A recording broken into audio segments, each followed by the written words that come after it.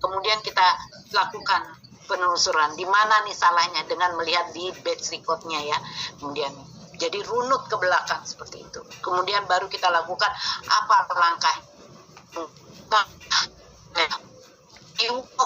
atau diulang ulang misalnya, atau kita nggak bisa berarti harus dimusnahkan ya, seperti itu. Oke, lanjut.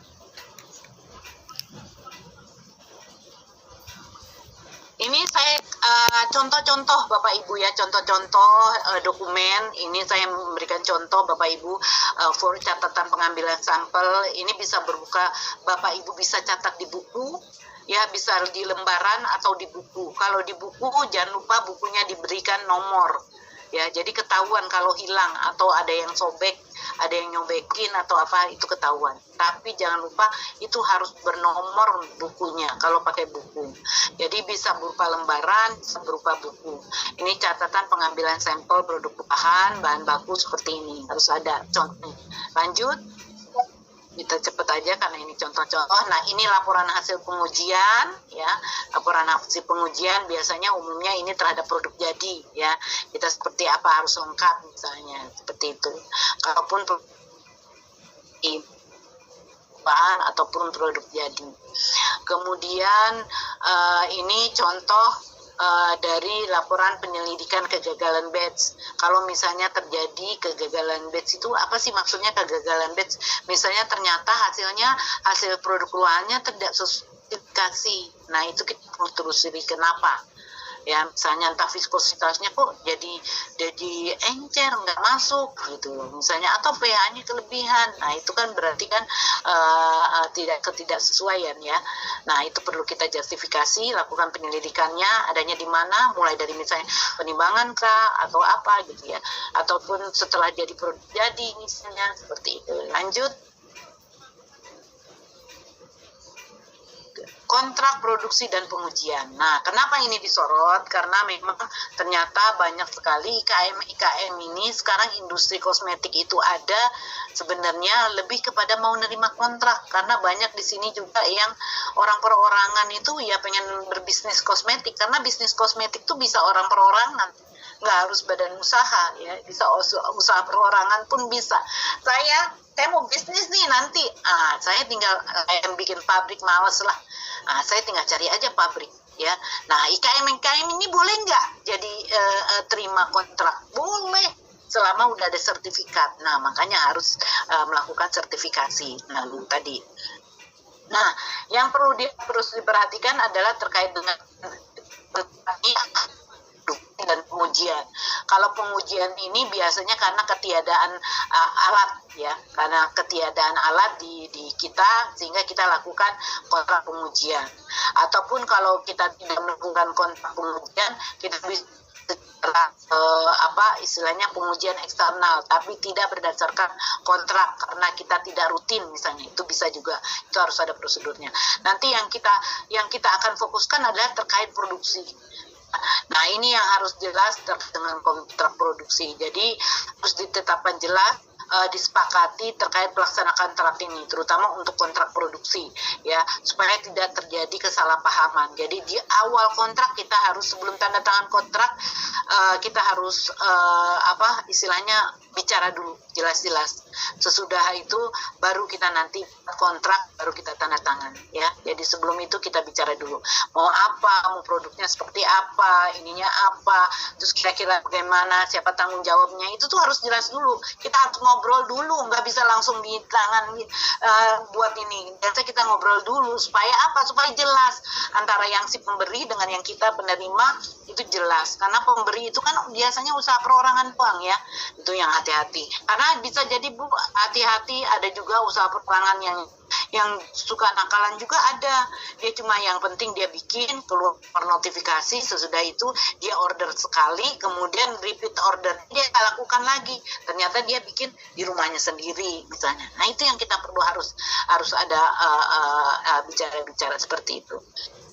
Kemudian aspek pekerjaan apa yang dikontrakan? Misalnya apakah mulai dari awal ya, dari mulai penimbangan sampai jadi produk jadi, ataukah cuma pengemasannya doang ya, itu bisa. karena pengemasan uang, karena dia memang industri, ya kan. Makanya si pemberi kontrak itu bisa usaha perorangan, bisa industri kosmetik, bisa importir, seperti itu ya.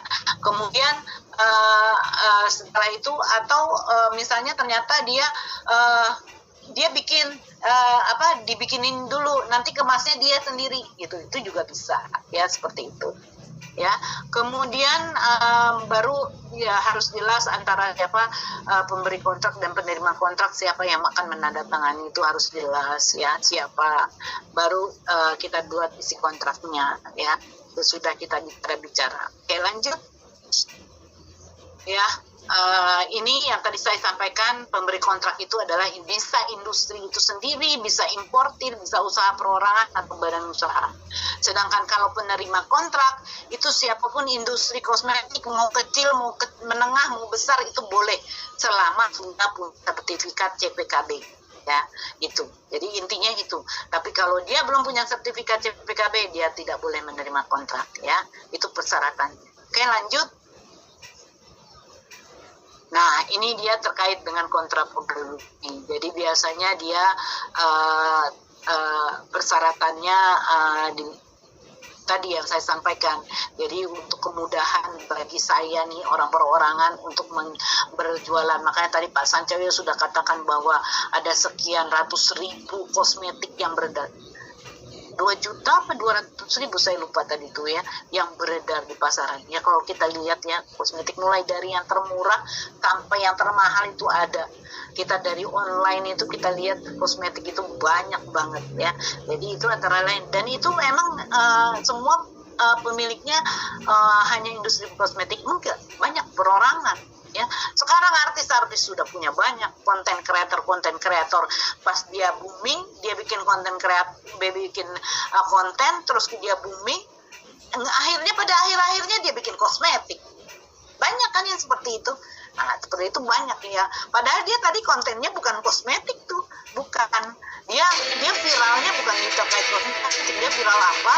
Terus dia celah, oh ini ternyata orang ada tuh siapa, saya lihat ada jualan parfum. Tadinya viralnya bukan karena itu, atau dia jualan parfum. Ataupun karena dia memang ada ide mau jualan kosmetik, dia buat dulu lah viral, supaya nanti pada saat dia marketing, dia udah punya ini. Istilahnya konsumen punya masyarakat ya. Okay.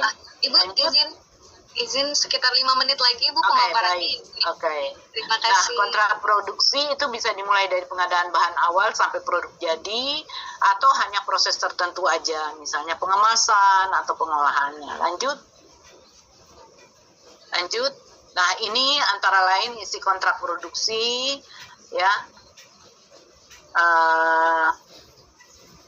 Isi kontrak produksi antara lain itu ya, Bapak Ibu, nanti tolong diperhatikan, ada nama pemberi kontrak, nama penerima kontrak. Ini baku ya, di dalam perjanjian kontrak ini harus baku, ini persyaratan ini harus ada. Kemudian ada wewenang dan tanggung jawab ya, ini harus jelas, nanti Bapak Ibu bisa baca terkait ini. Kemudian lanjut. Terkait kualifikasi juga ya, kita harus perhatikan untuk Bapak Ibu sebagai industri penerima kontrak harus perhatikan ini Bapak Ibu. Jangan sampai ini, karena ini yang akan menjadi perhatian dari si pemberi kontrak kayak saya. Saya akan melihat industri itu berdasarkan ini. Bagaimana sistem mutu dia, pasti dia akan datang ke industri Bapak Ibu. Ya kan, dia akan melihat dulu industrinya. Jadi selain bersaing dengan harga, dia juga pengen industrinya yang bagus dong gitu loh. Karena dia kan nanti di label dia akan tertulis dibuat oleh siapa. Itu juga salah satu ya, di itu. Lanjut. Kemudian kenapa ini?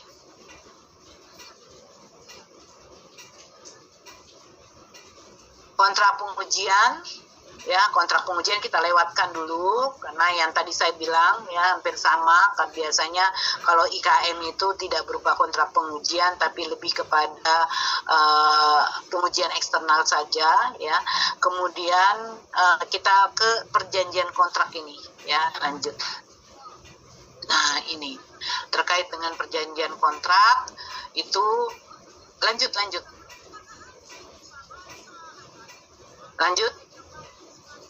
karena waktunya juga mau habis. Nah, lanjut. Ya, kalau laboratorium hasilnya harus akreditasi ya ini. Nah, ini yang terkait perjanjian kontrak yang harus diperhatikan adalah Bapak Ibu sekalian ya. Pihak pemberi kontrak itu berhak untuk melakukan audit ke perusahaan Bapak Ibu ya. Bisa melihat. Jadi dia akan melihat dulu pabriknya Bapak Ibu kayak apa. Itu Bapak Ibu nggak bisa tolak, harus dibolehkan ya. Kemudian juga adalah Bapak Ibu tidak boleh merubah-rubah formula dari si pemberi kontrak. Walaupun misalnya formula dari Bapak Ibu sendiri itu tetap tidak boleh dirubah. Baik dari formulanya, prosesnya, spesifikasinya itu nggak boleh dirubah-rubah tanpa setujuan atau sepengetahuan dari si pemberi kontrak. Ya, ini saya bicara atas nama Bapak Ibu sebagai penerima kontrak. Begitu juga sebaliknya kalau Bapak Ibu yang jadi pemberi, ya, Bapak Ibu mewanti-wanti mereka nggak boleh begini, ya. Jadi saya wanti-wanti Bapak Ibu nggak boleh, karena nanti kasusnya itu yang kayak kemarin tuh, kayak kasus Doktif yang lama yang viral itu karena misalnya bahwa dia ternyata merubah formulanya. Harusnya dia pakai misalnya niacinamide-nya sekian persen, sama industrinya dikurangin. Ya kan, nah itulah jadi akhirnya jadi heboh, jadi viral seperti itu tuh ya. Jadi jangan sekali-sekali kalau ini, karena nanti dia sekarang istilahnya masyarakat sudah sangat inilah ya, perhatian ya, istilahnya apa sih dengan hal-hal seperti ini ya. Jadi itu, jadi jangan tanpa ini. Kemudian di dalam kontrak harus dijelaskan terkait dengan produk apa aja yang dikontrakkan, itu harus tertulis jelas ya. Kemudian harus ada bagaimana hubungan kerjasamanya ya, berhubungan kerjasamanya, misalnya pembayarannya seperti apa, harganya seperti apa, itu biasanya dicantumkan di lampiran, bukan di kontrak di kontrak utama. Kemudian tanggung jawabnya. Ya, mungkin itu kan, kalau mungkin itu terakhir, silakan.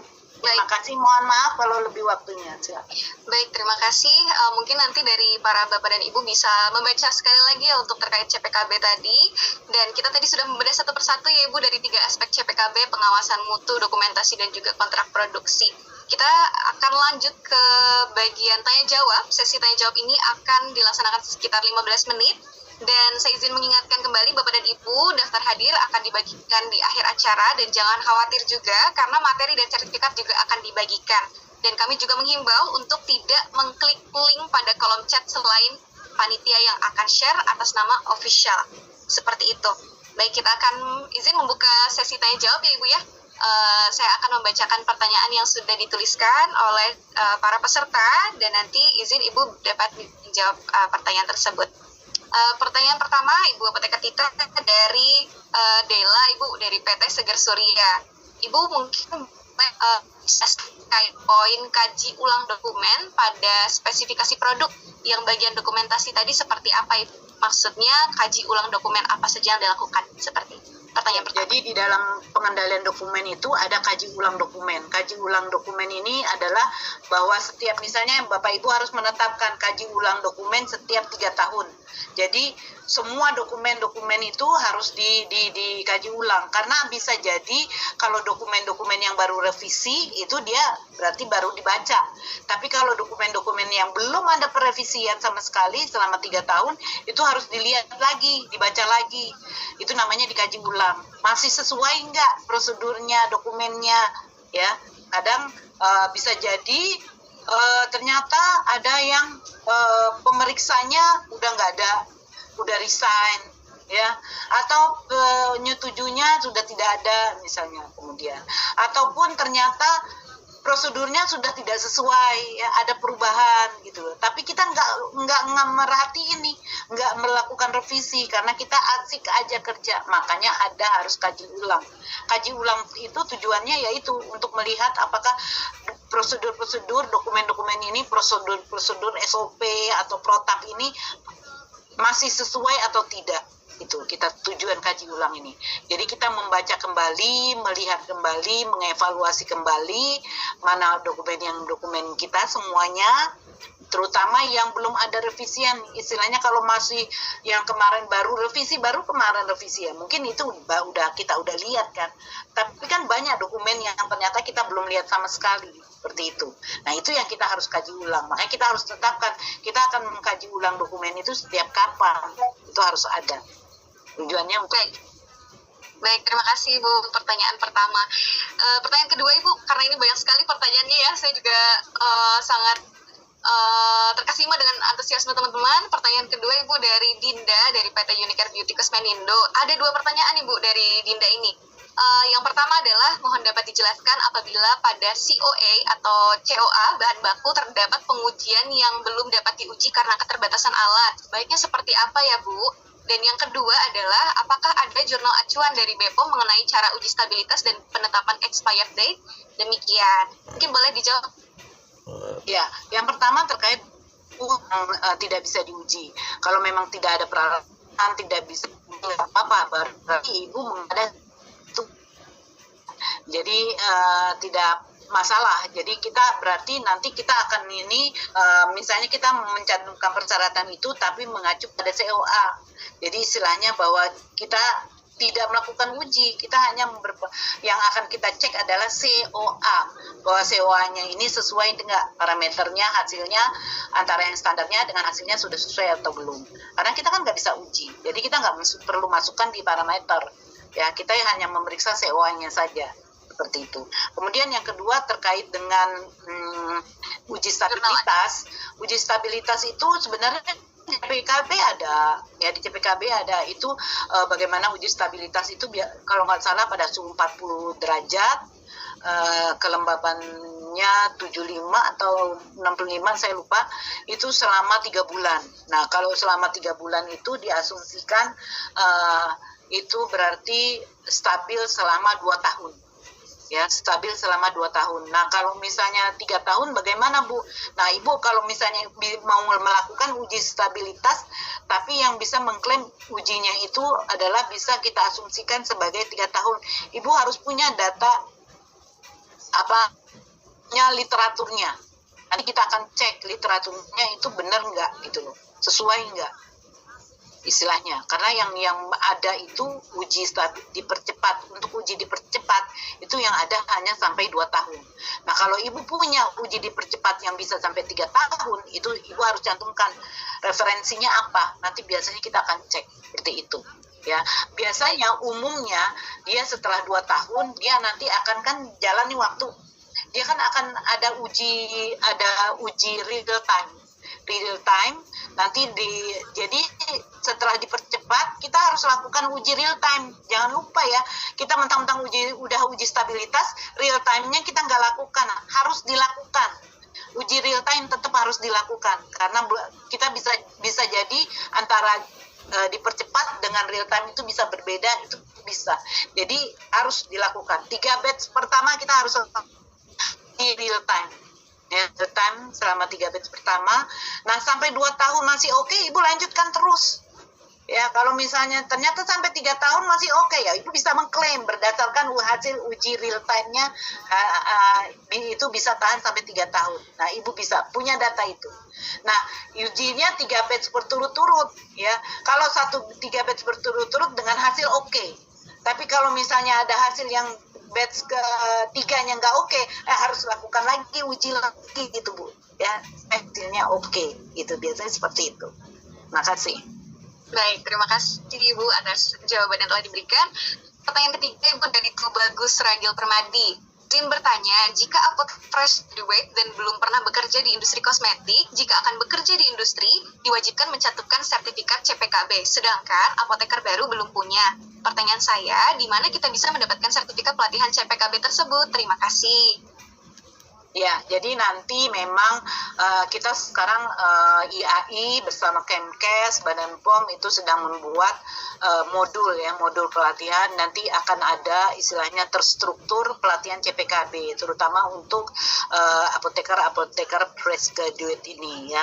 Nah, tapi selain itu juga ada penyelenggara, biasanya Perkosmi suka ada ngakuin, IAI juga suka ada melakukan, Badan POM juga suka ada melakukan pelatihan CPKB. Nah, kita harus aktif melihat nih, ya kalau nggak salah nanti di bulan Juli juga ada akan pelatihan CPKB itu, silakan nanti jangan sampai lengah ya.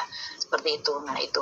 Tapi nanti ke depannya memang kita sudah mewacanakan terstruktur lewat Kemkes dan IAI, juga kerjasama dengan Badan POM untuk melakukan pelatihan CPKB, terutama untuk yang apoteker-apoteker yang fresh graduate ini. Baik, terima kasih Bu. Jadi kita sebagai apoteker fresh graduate harus juga melihat informasi ya Bu yang ada di sekitar kita, apakah menyediakan pelatihan atau tidak. Baik, pertanyaan berikutnya, masih banyak sekali Bu pertanyaannya. Pertanyaan berikutnya adalah dari Vera, dari PT Nectars Natura Karya. Apa sajakah standar minimum alat produksi yang harus atau wajib tersedia untuk industri kosmetik CPKBA, Ibu? CPKBA. Ya, tergantung bentuk sediaan yang mau diproduksinya apa dulu. Ya kan? Tergantung.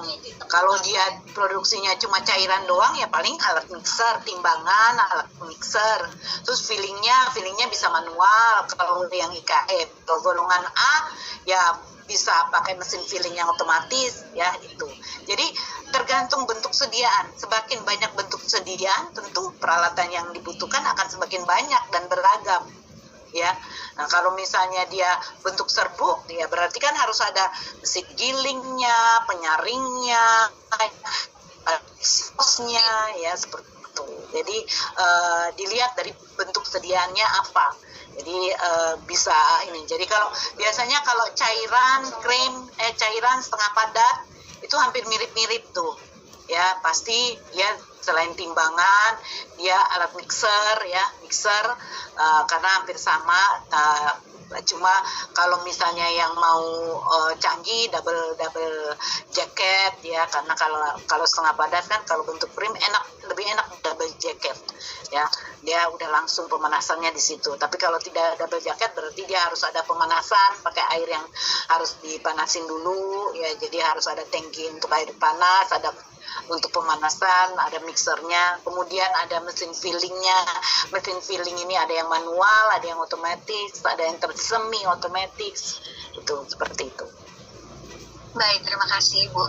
Kita lanjut ke pertanyaan berikutnya dari Wayan Reja dari Universitas Pancasila. Yang pertama, ada 2 pertanyaan ya Ibu. Yang pertama adalah, misalnya sudah ditetapkan kadaluarsa protap selama 3 tahun. Setelah 3 tahun direview, belum ada perubahan sama sekali, baik secara kegiatan maupun terhadap peraturan. Apakah protap tersebut tidak diubah isinya, tapi diperbarui nomor revisinya sebagai tanda telah direview, atau tidak ada perubahan sama sekali, baik isi dan juga nomor revisinya? Pertanyaan yang kedua adalah, apa sampel pertinggal produk jadi perlu dicek atau diuji secara berkala, atau hanya dicek atau diuji saat ada masalah saja? Terima kasih. Ya, terkait dengan protap review, kalau ternyata pas kita review tidak ada masalah, kita kasih tanda revisi bahwa itu udah kita istilahnya kita kasih tanda bahwa kalau dia habis direview ya, misalnya sekian. Jadi untuk mengetahui bahwa protap ini tuh sudah direview gitu loh. Ya jangan sama aja nomornya, karena nanti seolah-olah itu belum direview gitu ya. Gitu. Tanggalnya pun berubah.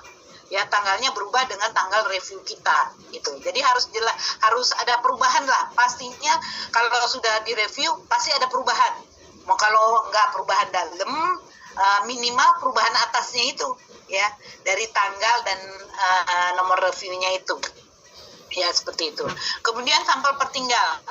Nah ini yang perlu diperhatikan. Sampel pertinggal itu beda dengan sampel untuk uji stabilitas real time. Jadi pada saat uji pas awal-awal yang disimpan, yang diambil untuk sampel pertinggalnya pasti lebih banyak karena ada uji real time ya untuk produk-produk baru. Itu harus dilakukan. Pasti sampel pertinggalnya akan lebih banyak. Jadi nanti kalau terima kontrak itu harus diomongin tuh ke penerima kontrak bahwa untuk di awal-awal kita akan butuh sampel pertinggalnya sekian karena kita harus melakukan uji stabilitas real time. Itu ya. Nah yang kedua, kemudian kalau sudah selesai uji real time-nya, ternyata kita sekarang udah nih jalan, tinggal ngambil sampel pertinggal. Nah itu kan cukup berapa buah ya. Biasanya itu untuk 2 kali pengujian lengkap itu di CPKB seperti itu. Nah itu kita perlu lakukan uji nggak sih Bu? Enggak, sebenarnya kita cukup melihat aja sih Bu. Ya untuk melihat aja, karena sampel pertinggal itu sebenarnya untuk acuan kita. Untuk acuan kita bahwa kalau terjadi apa-apa di lapangan itu pegangan kita sebagai sebagai baku ya, sebagai seolah-olah baku standarnya gitu loh ya, dari produk yang beredar. Jadi produk pertinggal kita itu adalah baku standar untuk produk yang beredar gitu. Nah, tapi kita bisa melihat, kita harus sekali-sekali juga melihat produk kita, kira-kira setiap berapa kita lakukan pemantauan. Makanya kan ada pemantauan sampel pertinggal, antara lain bahwa kita harus melihat sampel pertinggal kita misalnya setiap 6 bulan, setahun, 2 tahun, ya seperti itu. Dengan melihat, enggak melakukan uji, tapi melihat biasanya lebih kepada organoleptis. Ya, lebih kepada organoleptis, karena kita nggak lakukan uji. Nanti kalau kita lakukan uji, nanti habis, kita nggak punya baku lagi. Kalau ada apa-apa, kita nggak punya sampel pertinggal. Kecuali kalau Bapak Ibu simpen sampel pertinggalnya banyak. Tapi umumnya kan pada simpen sampel pertinggal itu nggak banyak-banyak ya, terhabis ya. Istilahnya berapa banyak lagi yang mau didistribusikan seperti itu. Itu Bu. Ya, baik. Terima kasih Bu Tita atas jawabannya. Kita lanjut ke pertanyaan 6 Ibu dari Feni dari PTGF. Izin bertanya Bu Tita, untuk metode sampling bahan kemas, apakah ada acuan lain selain akar N+1? Dan apakah setiap bahan baku dan bahan kemas yang datang perlu dilakukan uji stabilitas bahan tersebut? Atau hanya mengambil sampel pertinggal saja ya Ibu? Terima kasih. Biasanya kalau bahan kemas itu untuk yang wadahnya itu kita pakai akar N+1 biasanya. Ya, akar N+1. Tapi kalau jumlah di dalamnya itu biasanya bisa pakai akar N+1 atau ada metode military standar itu juga ada ya.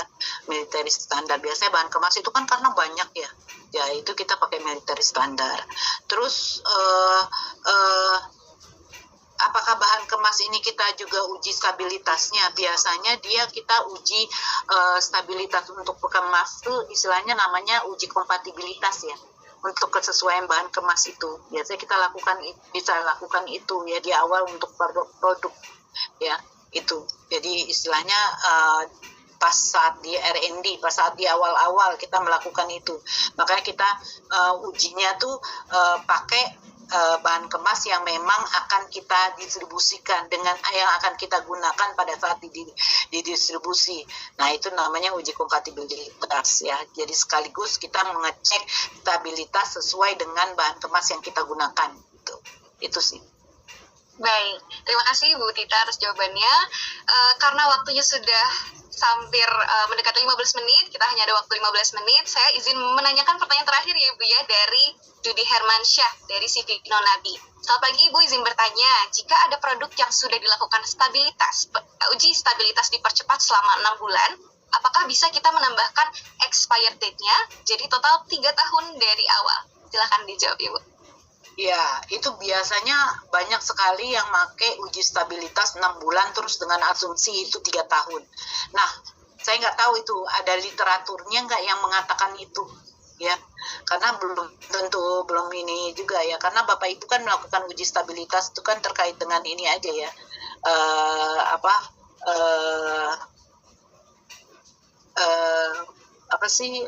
Organoleptis ya, organoleptis. Terkait dengan ininya nggak tahu saya. Nah itu itu yang saya sampaikan tadi, selama ada literaturnya bahwa ada uji stabilitas 6 bulan dengan korelasi 3 tahun, itu silakan Bapak Ibu ya, silakan. Dan kalau bisa diberikan ke bagian standar di Badan POM, di pengawasan di standar Direktorat Standarisasi Obat Tradisional, Kosmetik dan Suplemen Kesehatan. Silakan diberikan itu ya, dengan biar divalidasi bahwa oke, literaturnya ini sudah sesuai, udah oke gitu loh. Jadi itu biar bisa nanti ke depan bisa masuk ke dalam pedoman CPKB gitu loh.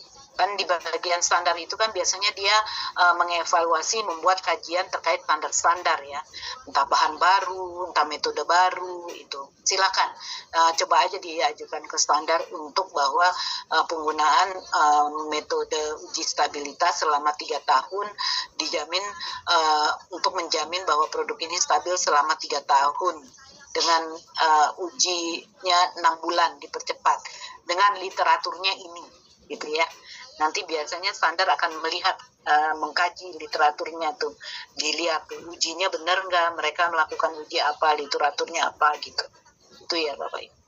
Karena saya nggak bisa bilang bahwa itu, oke, bisa, nggak bisa.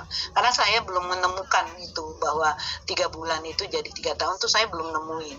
Jadi monggo kalau sudah ada yang nemuin bisa sharing. Saya sampai sekarang ini masih bertahan pada 3 bulan 2 tahun. Nah, kalaupun bisa jadi 3 tahun, lebih kepada real time gitu. Baik, jadi semuanya tergantung pada evidence ya Ibu ya? Iya. Baik, terima kasih banyak Ibu Apoteker Tita, karena tidak terasa waktu 15 menit sudah selesai tanya jawabnya. Mohon maaf karena keterbatasan waktu, rekan-rekan, sesi tanya jawab dicukupkan dulu. Mungkin rekan-rekan bisa ditanya kembali di lain waktu. Dan kami izin meminta kesediaan closing statement-nya dari Bu Tita, barangkali ada hal-hal yang perlu ditekankan gitu Bu pada pelaku industri kosmetik. Dipersilakan Ibu. Iya, karena saya kebetulan aspeknya terkait dokumentasi pengawasan mutu dan kontrak, jadi yang kepada IKM adalah yang krusial, yang penting yang harus diperhatikan bahwa kita harus punya dokumentasi terkait. Pertama kita harus siapkan prosedur, kemudian harus ada catatan-catatannya. Ya, ini yang penting di dalam CPKB, ini yang penting karena ketertelusuran itu bisa dari dokumen. Ya, nah dokumennya tapi jangan dokumen yang segera baru ditulis setelah pekerjaan selesai entah kapan gitu. Jadi pada saat pekerjaan dilakukan, disitulah kita melakukan pencatatan, pendokumentasian. Jadi dokumen ini sangat penting sehingga produk yang Bapak Ibu nanti distribusikan itu akan baik, akan bagus, akan bermutu ya. Kemudian terkait juga dengan kontrak, harus teliti, harus hati-hati dengan kontrak karena juga banyak sekarang orang yang melakukan kontrak tapi sebenarnya dia hanya untuk mendapatkan nomor, sesudah itu dia akan buat sendiri, tidak PO lagi. Untuk hal semacam ini Bapak Ibu segera lakukan, ajukan pembatalan notifikasi karena takut disalahgunakan nomor Bapak Ibu, seperti itu. Jadi hati-hati juga dalam menerima kontrak dan terutama pada saat pembuatan kontrak. Mungkin itu ya statement saya, bahwa dokumen dari CPKB yang terpenting adalah dokumen dan disiplin kita dalam melakukan terkait pencatatan sesuai dengan prosedur ini. Itu aja. Baik, terima kasih Bu. Saya izin mengutip kembali tadi ucapan Ibu di awal bahwa CPKB itu tidak sulit ya Ibu ya. Yang penting kita mau melaksanakan dan disiplin. Baik, kami mengucapkan terima kasih banyak atas paparan yang luar biasa dari Ibu Tita yang juga sangat rinci dan berdaging ya untuk kita semua bisa mengimplementasikan aspek 7, 8, dan 11 CPKB ini. Sekali lagi kami ucapkan terima kasih banyak. Marilah kita berikan tepuk tangan yang meriah dan reaksinya kepada Ibu Apoteker Tita, pakar kita yang pertama. Ya. Assalamualaikum warahmatullahi wabarakatuh. Waalaikumsalam warahmatullahi wabarakatuh. Terima kasih atas antusiasmenya juga rekan-rekan. Tapi tentunya kita masih ada satu narasumber lagi yang tidak kalah luar biasanya. Baik, narasumber kita yang kedua adalah Apoteker Ika Nurul Handayani, SSI MF. Sedikit memperkenalkan Apoteker Ika. Ibu Apoteker Ika merupakan apoteker penanggung jawab plan dekoratif di PT Paragon Technology and Innovation yang menyelesaikan S1 farmasinya di tahun 1999 dan profesi apotekernya di tahun 2000 di UGM. Serta memperoleh Magister Manajemen di Universitas Esa Unggul pada tahun 2022 dan telah berkarir di PT Paragon Technology and Innovation sejak tahun 2003, yang artinya sudah sekitar 23 tahun berkarir di bidang kosmetik. Dan hari ini kita akan mendengarkan paparan dari Ibu Ika untuk aspek 4, aspek 5, dan aspek 6 CPKB. Kepada Ibu Ika, kami persilakan. Terima kasih Mbak Sila, suaranya jelas? Sudah jelas.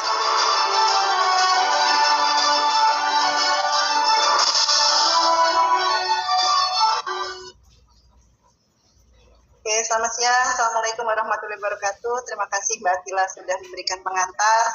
Senang sekali saya siang hari ini bisa bertemu dengan Bapak Ibu sekalian di webinar mengenai penerapan CPKB. Kalau tadi dengan Bu Dita pakarnya, kalau saya mungkin lebih ke sharing ya sebagai praktisi yang sudah beberapa puluh tahun sebenarnya bagaimana kita menerapkan CPKB. Jadi di siang ini kita sharing, reminder ataupun refreshment buat teman-teman semua yang memang sudah sebagai praktisi di dunia kosmetik ini. Bisa di slide-nya Mbak? Oke, di siang hari ini saya akan menyampaikan 3 aspek, yaitu ada peralatan, aspek 4, kelima izin sanitasi, dan yang keenam adalah produksi. Nah, tapi untuk memprioritaskan dari materinya, saya akan mulai dulu dengan aspek izin sanitasi, karena tadi Bu kita terkait dengan dokumentasi, nah ini saya prioritaskan ada di izin dan sanitasi. Next, Mbak. Oke. Ini reminder saja apa sebenarnya CPKB itu, yaitu cara pembuatan kosmetik yang baik, yang sebagai pedoman standar kita ya, dalam melakukan bagaimana kita memproduksi kosmetik itu agar mencapai tujuan mutu, keamanan, dan konsisten dalam pembuatannya. Nah, diketahui bahwa sebenarnya CPKB itu prinsipnya adalah bagaimana dalam memproduksi itu kita menghindari adanya kontaminasi dan cross-kontaminasi atau kontaminasi silang. Nah, di aspek ke-5 terkait dengan sanitasi dan higien, Mbak. Jadi bahwa kita dalam, maaf di slide selanjutnya, next.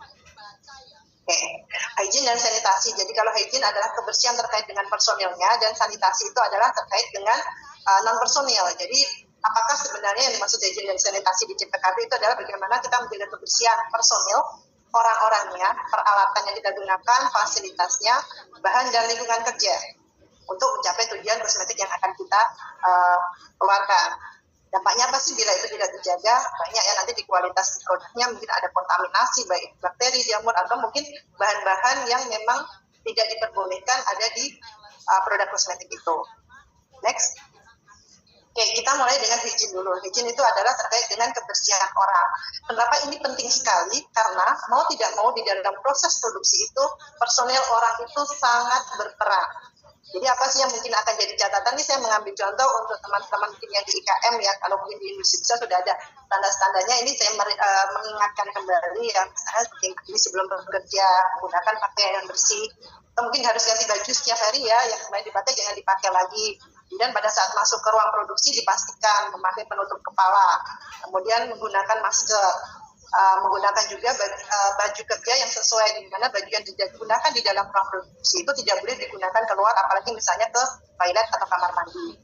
Kemudian higien yang lain yang terkait dengan orang itu adalah bagaimana menjaga kebersihan dari orangnya, menjaga kuku pendek dan bersih. Meskipun di dalam pekerjaan itu memang disyaratkan misalnya menggunakan sarung tangan, itu tetap menjadi salah satu poin. Karena mungkin ada beberapa aktivitas di dalam proses produksi itu yang tidak bisa menggunakan sarung tangan. Misalnya terkait dengan produksi powder yang press, kalau menggunakan sarung tangan mungkin malah merusak dari hasil pressnya. Nah, itu diperbolehkan tanpa menggunakan sarung tangan, tapi ada syaratnya. Tadi misalnya kukunya pendek dan bersih, dan juga penggunaan hand sanitizer berkala untuk memastikan kebersihan dari tangan personel tersebut. Kemudian selanjutnya adalah tidak memakai perhiasan di dalam ruang produksi. Perhiasan di sini adalah saya jam tangan, cincin, gelang, ataupun yang terkait dengan kosmetik. Mungkin ada orang yang menggunakan bulu mata palsu. Itu memungkinkan potensi adanya kontaminasi terhadap produk bila lepas. Nah, bila ada satu lagi yang misalnya Bapak Ibu di perusahaannya, di pabriknya itu adalah karyawan yang berhijab. Nah, untuk kerudungnya ada beberapa kondisi yang mungkin bisa dijadikan persyaratan bahwa jangan menggunakan jarum pentul. Itu bisa menjadi potensi kontaminasi. Bisa menggunakan peniti atau mungkin malah yang bergol. Jadi yang tidak menggunakan alat-alat atau material yang memungkinkan akan jatuh. Kemudian tidak makan atau minum di area produksi. Makan minum di sini yang dimaksud adalah tidak makan, jelas apapun makanan itu tidak diperbolehkan di ruang produksi. Sedangkan untuk minum adalah minuman yang berwarna dan berasa. Karena yang bisa memungkinkan potensi apabila tumpah atau ada ceceran mengundang serangga. Jadi diperbolehkan minum, jadi nggak bahwa tidak boleh makan minum, tidak boleh minum sama sekali di area produksi. Di sini boleh, misalnya kita keterbatasan tempat ya, bolehkah minum di area produksi? Apakah harus keluar? Yang itu mungkin mengambil waktu yang agak panjang gitu. Teman-teman bisa alokasikan area yang tidak dekat sekali dengan mesin produksi, atau misalnya di ruang terima tidak dekat sekali dengan mesin terima, yang bisa biasanya kalau di ruang produksi kan pakai masker, kalau minum pasti dibuka. Itu ada area khusus untuk minum air putih, itu saja. Nah, next. Selanjutnya yang tidak kalah penting adalah bagaimana menjaga kebersihan tangan. Salah satu syarat untuk masuk ke ruang bersih adalah melakukan cuci tangan. Sebenarnya kapan sih kita akan melakukan cuci tangan itu? Adalah sebelum masuk ruang produksi, setelah ganti baju. Jadi alur masuk ke ruang produksi adalah ganti baju dan menggunakan APD yang sesuai, tutup kepala, alas kaki, sama masker, kemudian cuci tangan. Kemudian setelah dari toilet, kemudian apabila setelah batu atau bersin, karena biasanya batu bersin orang akan otomatis menggunakan tangan untuk menutup mulut ataupun hidung. Setelah memegang bahan kotor dan setelah istirahat. Kenapa istirahat? Istirahat biasanya orang, habis pada saat istirahat megang handphone. Nah, itu padahal handphone itu kan salah satu barang yang sangat kotor ya. Nah, prinsip dari cuci tangan di sini yang dimaksud adalah cuci tangan yang benar menggunakan sabun. Di next slide. Mengenai cara cuci tangan yang benar. Basahi tangan, gunakan sabun, gosok minimal 20 detik di sela jari, punggung tangan, dan telapak tangan. Ini bisa dibuat poster, jadi di ruang cuci tangan ada poster bagaimana cara cuci tangan yang benar, sebagai panduan personil pada saat cuci tangan itu seperti apa. Apabila ruangan saya terbatas, orang yang masuk ke ruang produksi itu hanya 1-2 orang, atau untuk membuat wastafel ini, saya harus membuat instalasi air yang menjebol dinding karena posisinya ada di tengah. Saya kesulitan di situ. Terus bagaimana? Nah, kalau memang misalnya, ini kesulitan untuk sumber airnya, untuk instalasi pembuangan airnya, atau hanya 1-2 orang yang akan masuk ke area produksi atau menggunakan sarana cuci tangan ini, Bapak Ibu bisa menggunakan hand sanitizer di situ. Tapi harus dipastikan kualitas atau daya antiseptik dari hand sanitizer-nya ini. Misalnya menggunakan alkohol 70%, apakah konsentrasinya tetap di 70% atau dalam kurun waktu tertentu dia akan turun, yang itu berarti tidak berefek sebagai sanitizer. Itu bisa digunakan sanitizer tapi dengan beberapa syarat. Kemudian setelah menggunakan sabun tadi, dibilas dan dikeringkan. Nah, yang menjadi catatan untuk proses pengeringan yang harus diperhatikan adalah apakah cara pengeringannya, apakah menggunakan tisu, apakah menggunakan dryer pemanas, atau menggunakan lap kain. Kalau tisu berarti kan akan ada biaya ya untuk kalau dryer mungkin lebih ada investasi di awal, tapi itu lebih ke penggunaan listrik misalnya. Bapak Ibu bisa juga menggunakan lap kain untuk mengeringkan tangan, tapi harus diperhatikan lagi bahwa untuk kebersihannya apakah perlu diganti setiap shift atau berapa jam sekali, atau tergantung dari orang yang menggunakan. Jangan sampai malah menggunakan lap tapi itu menjadi sumber kontaminasi juga pada tangan yang sudah dicuci tadi. Next. Oke. Nah, bagaimana untuk kondisi personel yang sakit yang kita berikan catatan untuk tidak masuk ke ruang produksi, misalnya orang yang flu atau batuk, karena ada kemungkinan kontaminasi droplet ya dari virus atau bakterinya. Kemudian luka tangan yang terbuka yang mungkin akan menyebabkan kontaminasi mikroba terhadap produk. Adanya penyakit kulit biasanya adalah jamur, itu juga bisa mengkontaminasi bahan ataupun alat yang dipegang. Nah, kemudian untuk untuk demam, kenapa ini juga jadi catatan? Karena biasanya kalau orang demam itu pusing, untuk melihat aja susah, lagi berpikir. Nah, itu ada beberapa resiko apabila orang itu dalam kondisi yang demam. Dengan konsentrasi kerja yang turun, bisa yang pertama adalah terhadap safety, keselamatan. Yang kedua tetap adalah ke kualitas. Misalnya dia salah memasukkan barang, atau mungkin salah pencatatan. Ini menjadi catatan personal dan kondisi-kondisi.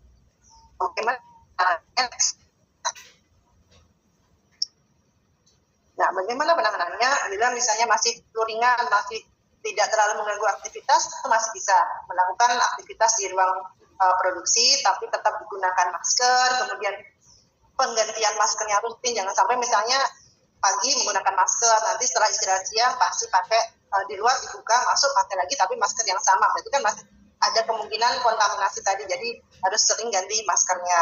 Kemudian dibatasi kontak dengan produk yang terbuka, yang misalnya seperti balet atau mungkin bahan baku untuk menimbang, jadi itu bisa ditempatkan di proses pengemasan sekunder yang sudah dalam kondisi tertutup, dan perbanyak cuci tangan, lebih sering cuci tangan atau menggunakan hand sanitizer.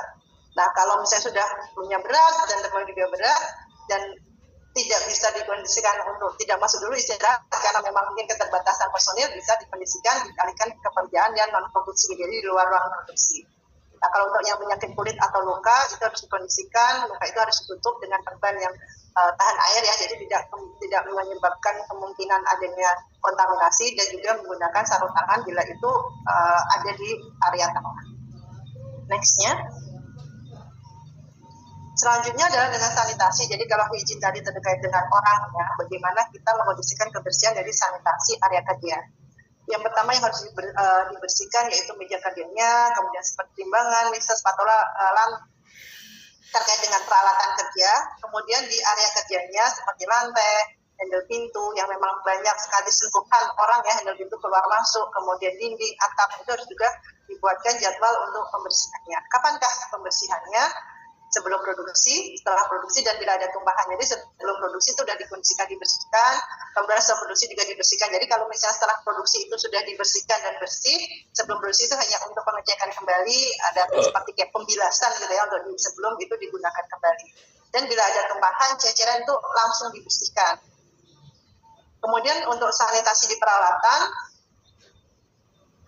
itu harus dalam kondisi bersih, kering, tidak berkarat, dan disimpan rapi dan tertutup. Nanti saya berikan contohnya di peralatannya di aspek selanjutnya terkait dengan peralatan, bagaimana untuk kita pengkondisian alat kerja yang sebelum, pada saat, dan setelahnya itu seperti apa, termasuk dengan penyimpanan. Nah, di sini saya sampaikan terkait dengan sanitasi itu ada di area kerja, kemudian juga di peralatan.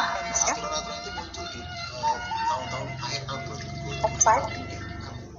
Bagaimana kita dalam pengendalian kontaminasi itu? Hal yang harus dihindari, bersin ke area produk. Meskipun pakai meskipun pakai masker, mungkin ada potensi droplet yang masih terkena ke badannya.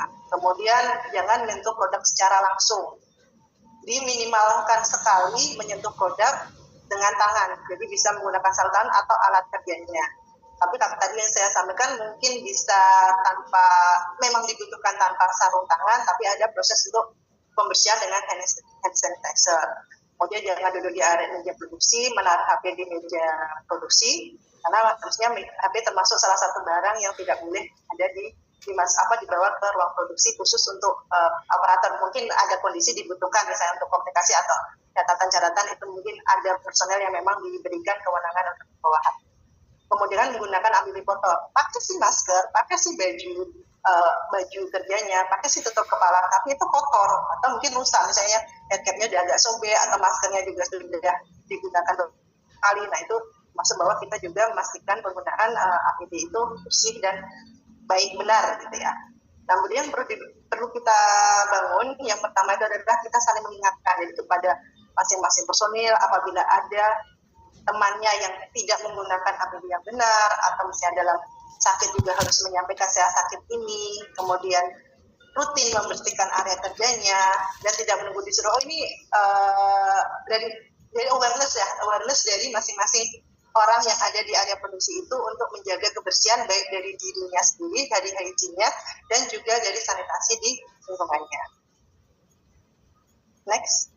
Nah, menyambung tadi ya, langsung saja saya ke aspek peralatan. Next. Nah, kalau aspek peralatan ini adalah pengendalian terhadap alat dan mesin yang digunakan dalam proses pembuatan kosmetik agar tidak menimbulkan risiko terhadap mutu, keamanan, dan konsistensi produk kosmetik, keamanan dan konsistensi dari produk kosmetik.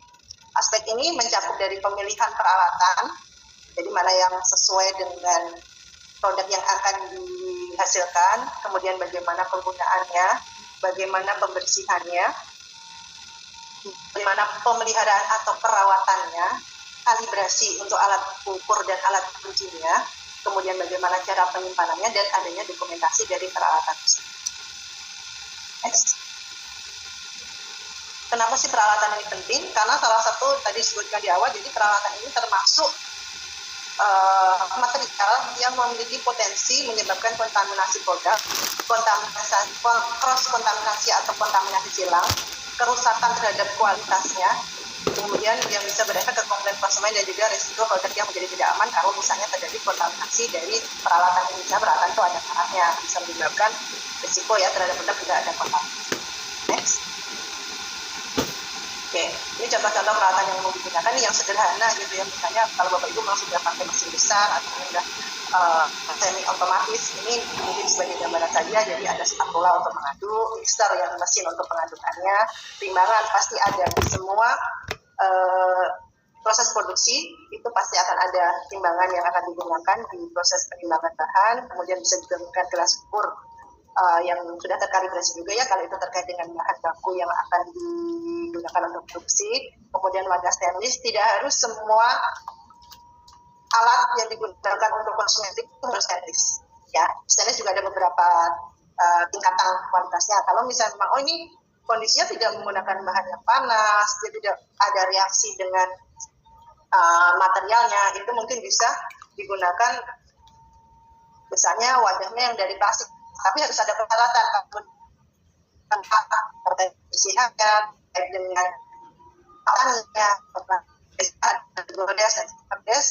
itu bisa menyebabkan potensi, misalnya dia kotor, bisa berjamur dan menyebabkan kontaminasi dari bakteri. Itu bisa.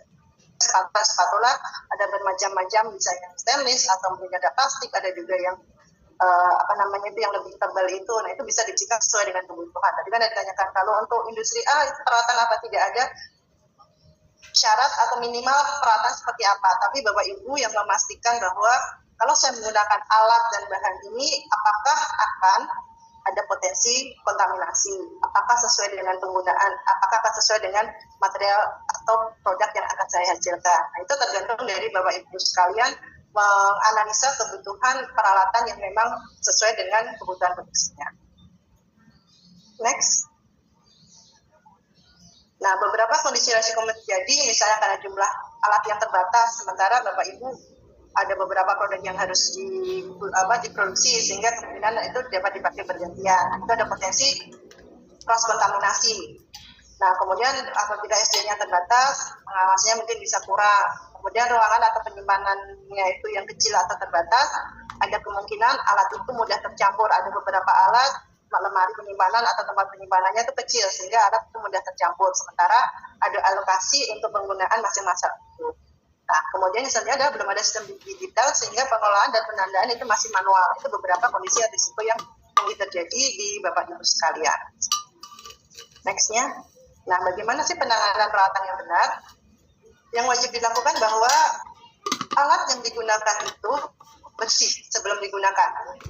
Tidak ada sisa badak dari produk sebelumnya atau produk keluarannya dari set sebelumnya, kemudian tidak berdebu, tidak berkarat, tidak retak atau pecah. Nah, kita harus memastikan bahwa pada saat akan digunakan, oh ini panci saya sudah bersih, kemudian sudah ada proses pembersihan, sudah dicek sudah bersih, kita ada penandaan ini dicuci kapan, oleh siapa, pada saat mau digunakan, oh udah bersih, tetap harus ada pengecekan, dan salah satunya adalah dilakukan pembilasan pada saat mau digunakan. Misalnya itu ada bisa digunakan pembilasan dengan air produksi. Misalnya Bapak Ibu menggunakan air RO atau mungkin air standar air minum yang akan digunakan untuk produksi atau disebut air produksi. Nah itu dibilas dulu, baru peralatan itu digunakan. Kemudian menggunakan sesuai fungsinya. Kalau misalnya kapasitasnya itu hanya 5 kilo, kita nggak mungkin pakai untuk yang lebih besar. Jadi fungsinya untuk apa? Untuk pengaduk pakai apa? Oh pakai spatel. Jangan mengaduk, misalnya ini ada termometer dengan bentuk yang sama digunakan untuk mengaduk. Misalnya, jadi menggunakan sesuai dengan fungsi dari peralatan. Kemudian pastikan juga bahwa alat itu tidak kontak langsung atau diletakkan di lantai. Bisa dilakukan dengan menggunakan palet. Kalau di ruang produksi dipastikan paletnya juga plastik ya, bukan palet kayu yang mungkin menyebabkan serpihan. Kemudian palet itu juga dikondisikan juga harus bersih, karena palet biasanya itu ada rongga-rongganya. Tapi saya udah pakai palet plastik, Tapi di dalam itu ada debunya, ada mungkin malah sarang laba-laba, meskipun memang tidak kontak langsung, tapi itu akan membawa peralatan atau mungkin wadah untuk produk ruangan ataupun untuk produk, itu harus dipastikan juga kebijakan. Atau troli, jadi kayak meja yang dorong itu bisa digunakan juga supaya peralatan itu tidak kontak langsung dengan lantai untuk penyimpanan sementara. Dan meja untuk peletakan bisa juga untuk misalnya memang tidak ada lemari dan tidak banyak barangnya, bisa dilakukan penyimpanan di atas. Jadi kan hindari benturan keras, benturannya lebih ke kualitas atau ke awetan dari barang ya. Mungkin juga bisa menyebabkan kalau misalnya ada benturan terhadap misalnya pengaduk, dia jadi misalnya miring sehingga RPM atau proses untuk pengadukannya itu tidak optimal karena dia sudah berubah posisinya. Nah itu ke sana sebenarnya lebih dipastikan ke kualitas nanti produk yang dihasilkan. Kemudian jangan mencampur alat bahan berbeda tanpa pencucian. Oh ini sudah panci sudah habis dipakai untuk produk A, oh ini ada pengaduk yang dari produk B, ya udah disimpan aja tapi tanpa dicuci karena kita nanti meskipun pada saat peralatan itu akan digunakan itu akan ada pencucian tapi tetap kita akan lakukan harus dikondisikan alat itu disimpan dalam kondisi untuk menjaga tadi mungkin yang bisa kemungkinan adanya karat ataupun kerusakan dari material alat yang kita simpan tersebut. Nextnya, untuk prosedur pembersihan pencucian yang pertama adalah buang sisa produk, kemudian bilas awal dengan air pencuci ya biasanya cuci dengan sabun atau misalnya memang ada bahan kimia tertentu yang dibutuhkan untuk melakukan pembersihan misalnya ada seperti dia lengket sekali nggak bisa dengan sabun biasa atau dengan bahan kimia tertentu itu bisa digunakan kemudian dibilas dengan air lagi dan dikeringkan simpan dengan berat. Nah simpan dengan berat di sini adalah maksudnya disimpannya itu dalam kondisi yang kering. Jadi ada tempat dulu untuk penirisan. Jadi sisa-sisa air bekas cucian itu bisa turun dulu sebelum kita simpan di lemari misalnya itu harus kondisi kering dulu atau mungkin bisa dilap dengan kain atau bahan pembersih yang memang sudah bersih juga kondisinya atau steril. Jadi pada saat disimpan peralatan itu dalam kondisi kering. Nah pada saat akan digunakan itu dibilas lagi dengan air produksi tadi menggunakan air yang memang yang akan digunakan cuci baik air galon ataupun air alkohol. Nah ini jadi catatan pada saat penyimpanan di lemari penyimpanan itu dalam kondisi terbalik. Kenapa? Kalau kondisi ke atas atau terbuka itu mungkin menyebabkan potensi yang bisa ada debu atau apa yang jatuh sehingga mengotori sehingga dikondisikan dalam kondisi terbalik. Ini pun dalam kondisi setelah kering. Jadi bukan basah dari tempat pencucian kemudian disimpan lagi di tempat penyimpanan atau lemarinya. Nah, tadi ada pertanyaan terkait apakah apakah boleh di area timbang yang Bapak Ibu yang di chat tadi menanyakan di area timbang itu ada wastafel untuk pencucian peralatan. Sebaiknya ada area khusus untuk pencucian peralatan apapun. Jadi mulai dari penimbangan misalnya ada spatel, ada misalnya wadah untuk untuk penimbangan bahan, kemudian alat-alat untuk pengolahan, pengemasan itu ada area khusus untuk pencucian itu boleh dijadikan satu, tapi dikondisikan bagaimana ada protapnya, bagaimana prosedur pembersihannya, kemudian penyimpanannya. Dan di area timbang ada wastafel untuk pencucian. Seperti itu ya untuk penjelasan saya. Untuk tadi ada pertanyaan yang tadi untuk sanitasi saya kira apakah kalau sanitasi terkait dengan ruangan misalnya ada kain pel kemudian vacuum cleaner itu sebaiknya juga bukan di area produksinya. Jadi ada area atau ruangan janitor untuk penyimpanan alat-alat pembersih atau sanitasi tadi, pembersih ruangan, pembersih lantai, itu ada ruangan terkhusus untuk penyimpanan dan itu bisa digunakan untuk penyimpanan misalnya dalam satu area ada area timbang, area pengolahan, itu bisa misalnya satu janitor untuk penyimpanan alat-alat pembersihan tadi.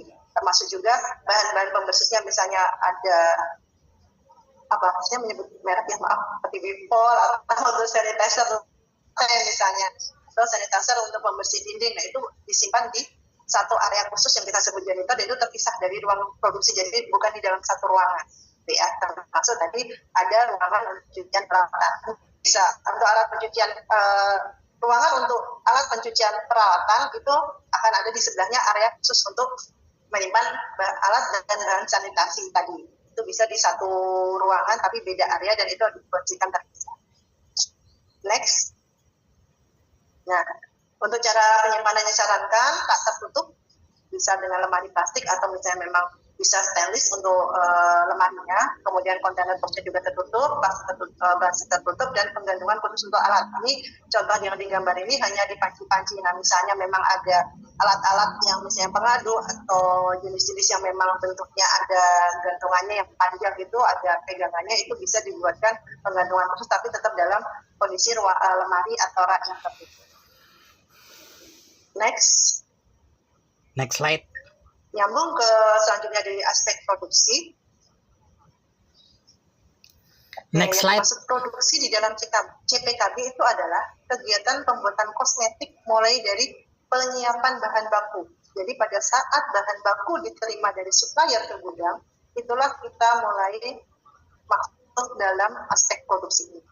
Jadi dari penerimaan bahan, penyimpanan bahan, bagaimana penyiapan bahan bakunya dan juga bahan kemas, ke penimbangan, ke proses pengolahan, pengisian atau filling, pengemasan atau packing, apabila memang ada kebutuhan pelabelan, hingga penyimpanan, termasuk di sini adalah produk antara dan produk ruangan.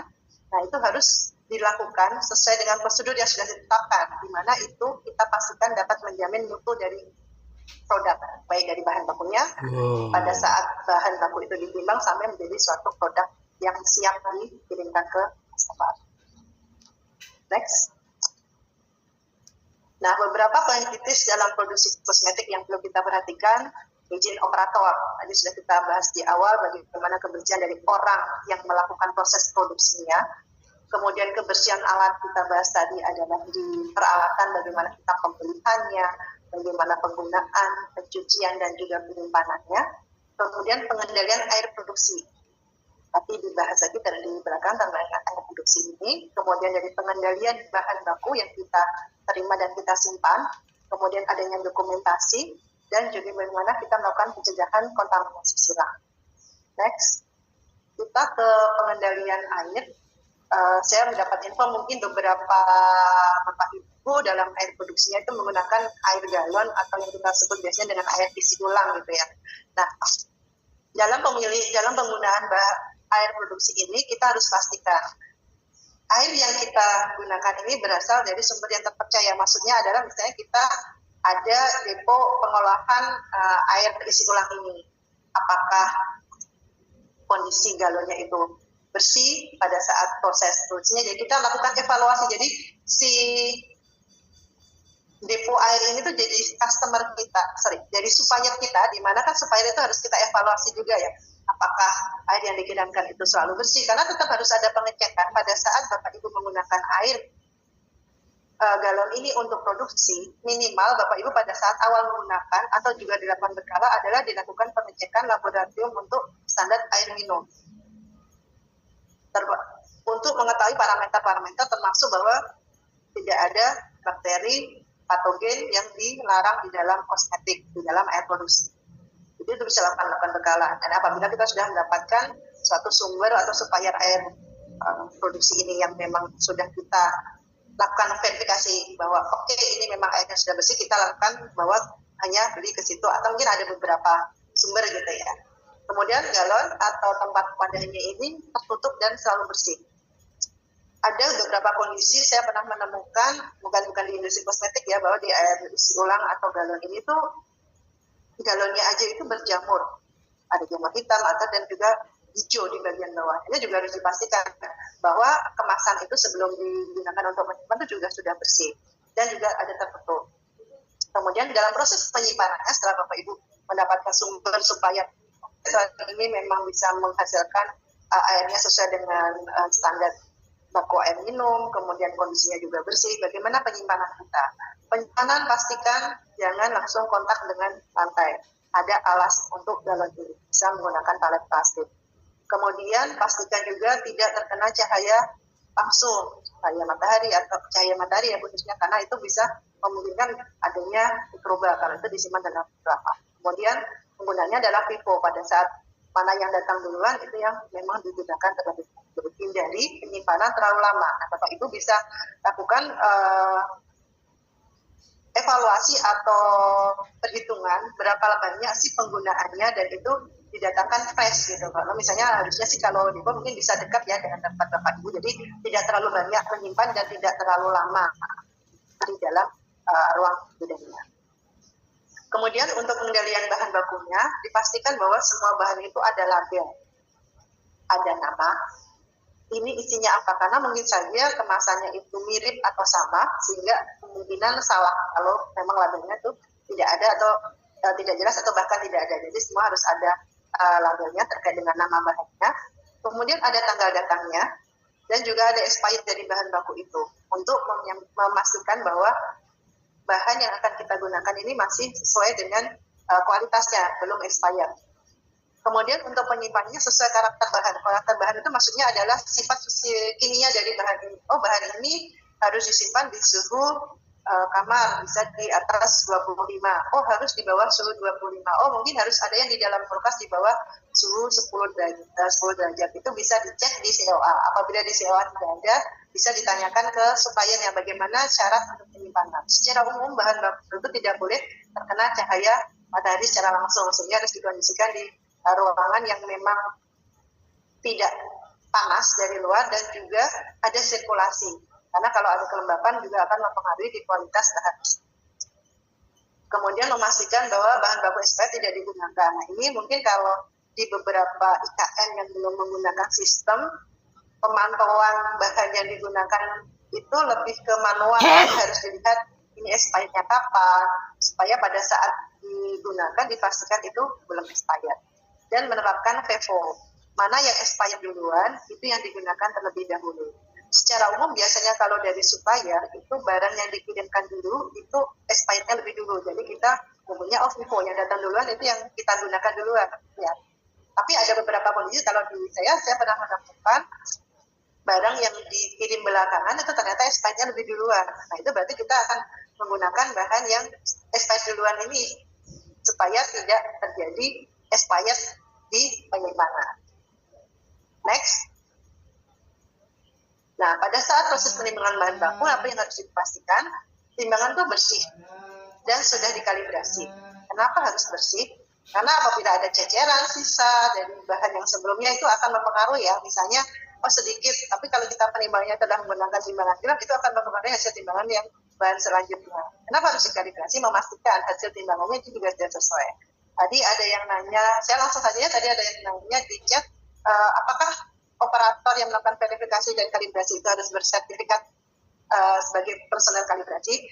Jadi gini, untuk verifikasi itu bisa dilakukan oleh siapapun yang sudah dilatih bagaimana cara melakukan verifikasi suatu pertimbangan. Jadi misalnya setiap shift atau setiap hari ada anak timbang standar, misalnya timbangan ini kapasitas 3 kg, nanti menggunakan berapa gram, misalnya 200 atau 290 gram, dilakukan penimbangan di titik sentral, di ujung pojok kiri, pojok kanan atas, kiri bawah, kanan bawah, untuk melihat apakah di semua posisi itu hasil timbangnya sama. Nah, itu perlu dilatih internal saja bagaimana cara melakukan verifikasi. Nah, tapi kalau kalibrasi, di mana nanti akan keluar sertifikat kalibrasi, itu ya harus dilakukan oleh personil yang memang sudah tersertifikasi sebagai petugas kalibrasi, di mana itu ada trainingnya dan ada ujiannya ya sebagai petugas kalibrasi. Kalau memang tidak terlalu banyak peralatan timbangan, khususnya timbangan ini, mungkin bisa, tapi bisa dilakukan eksternal untuk kalibrasinya. Tapi pada saat dikalibrasi berarti Bapak Ibu harus punya cadangan timbangan gitu ya. Jadi nggak bisa pada satu dikalibrasi Bapak Ibu tidak bisa melakukan produksi gitu ya. Bisa dilakukan kalibrasi internal tadi, tapi memang oleh petugas yang bersertifikat. Kalau verifikasi oleh siapapun yang orang operator timbang pun bisa melakukan verifikasi, tapi tadi dilatih dulu, diajari dulu bagaimana melakukan kalibrasi dan bagaimana mencatat dan juga menyimpulkan apakah memang hasil verifikasinya ini bahwa timbangan ini bisa digunakan. Nah, kalau untuk timbangan verifikasinya bisa setiap saat, tadi bisa setiap hari. Nah, kalau kalibrasi minimal 1 tahun sekali, tapi sebenarnya itu tidak jadi patokan. Oh, ini 1 tahun sekali kita baru bisa untuk lakukan kalibrasi. Ini untuk kalibrasi itu bisa dilihat juga dari frekuensi penggunaan peralatan tadi. Kalau memang full digunakan dengan kapasitas yang mungkin mendekati maksimal, misalnya masih masuk kapasitasnya sih, tapi mungkin mendekati maksimal. Nah, itu perlu kita lihat dari hasil verifikasinya juga, apakah 1 tahun itu cukup untuk kita lakukan kalibrasi, atau perlu 6 bulan sekali, atau bagaimana. juga bisa. Kemudian pada saat menimbang formula itu harus sesuai dengan basic code, ada catatan untuk bahan apa saja, jumlahnya berapa. Yang harus diperhatikan adalah cara membaca angka. Misalnya di situ ada kilogram, ada gram. Bagaimana memastikan operator timbang itu tidak salah dalam melakukan penimbangan. Karena bisa saja dia bacanya, oh ini kilogram, padahal itu sebenarnya gram. Ada dengan angka 0 yang beda, akhirnya jumlahnya jadi besar banget. Itu mungkin saja terjadi. Apalagi kalau misalnya timbangannya hanya satu, tidak ada alokasi, misalnya untuk timbangan gram pakai timbangan yang mana, kilogram pakai timbangan. Jadi harus ada terkait dengan pelatihan terhadap personil cara membaca timbangan, membaca angka untuk formula, di luar bahwa operator juga dilatih bagaimana cara melakukan timbangan. Kemudian tidak salah dalam mengambil bahan, perhatikan label. Beberapa kondisi mungkin di internal Bapak Ibu perusahaan mengganti nama dagang menjadi nama internal. Misalnya bahan sampo 1, bahan sampo 2, bahan sampo 3 misalnya. Itu bisa saja, tapi dipastikan bahwa operator yang menimbang itu membaca jelas. Oh ini bahan sampo 1, oh ini bahan sampo 2. Tidak salah, oh ini bahan sampo, hanya oh bahan sampo. Misalnya dalam satu formula ada bahan sampo. Misalnya kombinasi yang misalnya oh ini bahan sampo. Pada saat kita membuat penamaan internal ada bahan sampo 1 sampai 5. Ada bahan krim 1 sampai 5. Ada suatu kondisi ada formula yang mengkombin antara bahan sampo 1 dan bahan krim 2. Oh ini ternyata salah ambil atau salah baca. Nah itu harus dipastikan karena namanya yang mirip tadi supaya tidak ada kesalahan pengambilan dan juga penimbangan. Harus dibaca dengan lengkap label nama bahan tersebut. Kemudian hasil timbangnya dicatat di record penimbangannya atau form untuk catatan penimbangannya, di mana harus ada cross check. Jadi ada orang yang memperhatikan atau melihat bahwa cara menimbang atau jumlahnya sudah benar. Kalau Bapak Ibu sudah digital bisa pakai barcode, bisa dikondisikan dengan digitalnya pada saat jumlahnya kurang atau lebih, sistemnya akan mengelok gitu ya. Nah, tapi kalau misalnya masih manual harus ada verifikasi dari next atau another personel yang memastikan bahwa itu hasil timbangnya adalah sudah benar. Oke. Kemudian pada proses pengolahan, yang perlu diperhatikan adalah poin-poin kritis yang harus dimonitor pada saat proses pengolahannya. Misalnya krim, itu akan sensitif atau kritis itu terkait dengan suhunya. Apabila suhunya tidak tercapai atau di bawah suhu yang dipersyaratkan atau tinggi, apa akibatnya? Kalau suhunya mungkin rendah, mungkin bisa di homogenitasnya turun atau viskositasnya tidak tercapai, atau kalau terlalu tinggi mungkin ada bahan yang tidak tahan dengan suhu yang terlalu tinggi, bisa menjadi gosong misalnya. Itu harus diperhatikan. Apakah suhu dalam proses produksi itu memang di range mana atau memang menjadi persyaratan. Kemudian waktu mixingnya, semakin lama semakin bagus, juga tergantung juga dari formulanya. Jangan sampai juga ini dipercepat. Oh ini biasanya di mixingnya 30 menit, oh saya kurangi 20 menit. Belum tentu juga itu bisa menghasilkan hasil yang bagus, karena itu sudah melalui proses di R&D, berapa waktu mixingnya itu harus diperhatikan. Kemudian homogenitasnya apakah sudah tercampur, masih memisah, atau mungkin ada terlihat tidak rata di proses, misalnya di baik kayak cair, oh ini ada bahan yang belum larut sempurna, misalnya di bahan krim, oh ini ternyata minyak sama airnya belum homogen, masih ada pemisahan. Kemudian dipastikan juga bau, warna, juga viskositasnya. Dan dipastikan pada saat proses pengolahan itu mengikuti instruksi atau tahapan yang ada di form catatan batch tadi, bahwa bahan A ditambah bahan B, ditambah bahan B, baru ditambah bahan C. Meskipun itu adalah semua bahan akhirnya tercampur, proses tahapan itu harus dipastikan mengikuti instruksi. Karena belum tentu, kalau misalnya dalam satu formula akhir itu semua bahan akan tercampur, tapi pada saat tahap proses itu berbeda, bahan A tambah bahan B, bahan B, setelah tercampur sempurna, baru ditambah C. Apakah akan sama hasilnya dengan A, B, C, dan D, baru ditambah D? Itu belum tentu. Karena itu tadi itu merupakan hasil dari R&D dalam membuat tahapan prosedur produksinya. Gitu. Jadi harus dipastikan mengikuti instruksi yang ada di sana. Kemudian tidak mengubah formula, menambah dan mengurangi bahan. Terkait dengan adjust, mungkin di produk-produk dekoratif, misalnya warnanya kurang merah, warnanya kurang kuning, itu mungkin saja terjadi karena memang di bahan baku itu ada range juga terkait dengan konsentrasi warnanya, sehingga di produk akhir mungkin akan ada perbedaan sehingga ditambahkan. Nah, harus dipastikan ini ada pengetahuan dari personel yang bertanggung jawab, entah itu nanti dari R&D atau mungkin ke kepala produksi atau kepala QA-nya. Dan dipastikan bahwa bahan baku yang digunakan untuk menambah atau adjust itu tadi adalah memang bahan baku yang ada di formula tersebut. Jadi tidak menggunakan bahan yang lain yang ada di formula. Mungkin ditambah saja konsentrasinya, tapi harus dipastikan tadi ya, itu ada approval dari personel atau PIC yang bertanggung jawab. Kemudian tadi disampaikan Bu Dita terkait dengan aspek dokumentasi, semua itu dicatat langsung pada saat melakukan proses itu. Oke, mixing berapa? 20 menit. Oke, 20 menit. Bukan nanti setelah tadi berapa ya mixingnya? Oh, saya sudah mixing 20 menit, suhunya berapa ya tadi ya? Karena tidak langsung dilakukan pencatatan, dan itu membuatkan potensi kesalahan. Jadi dipastikan bahwa semua personil operator yang melakukan proses produksi ini saat melakukan proses langsung dicatat di form yang memang disyaratkan. Kalau misalnya ada di catatan beserta berikut, mungkin ada form lain yang terkait dengan proses pengolahan sebagai catatan, sebagai dokumentasi, dipastikan langsung dilakukan untuk proses pencatatan. Next. Oke.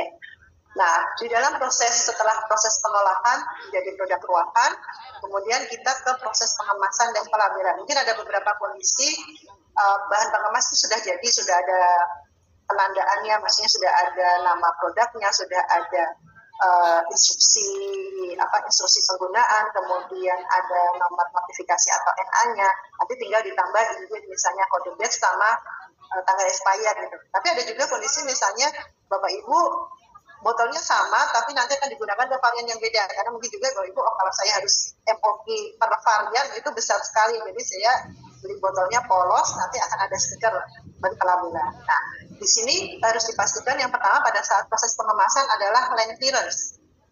Jadi bersih line itu sebelum proses pengemasan, tidak ada sisa atau kemasan atau label atau stiker yang ada di situ sebelum melakukan proses produksi dari batch yang sebelumnya. Kita, kenapa sih bisa ada salah label?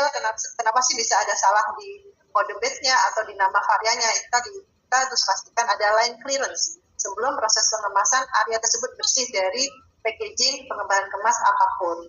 Nah, setelah itu dipastikan label itu sesuai dengan produk. Nah, di dalam batch record, baik di pengolahan atau di pengemasan, itu bisa dimasukkan checklist kesiapan produksi.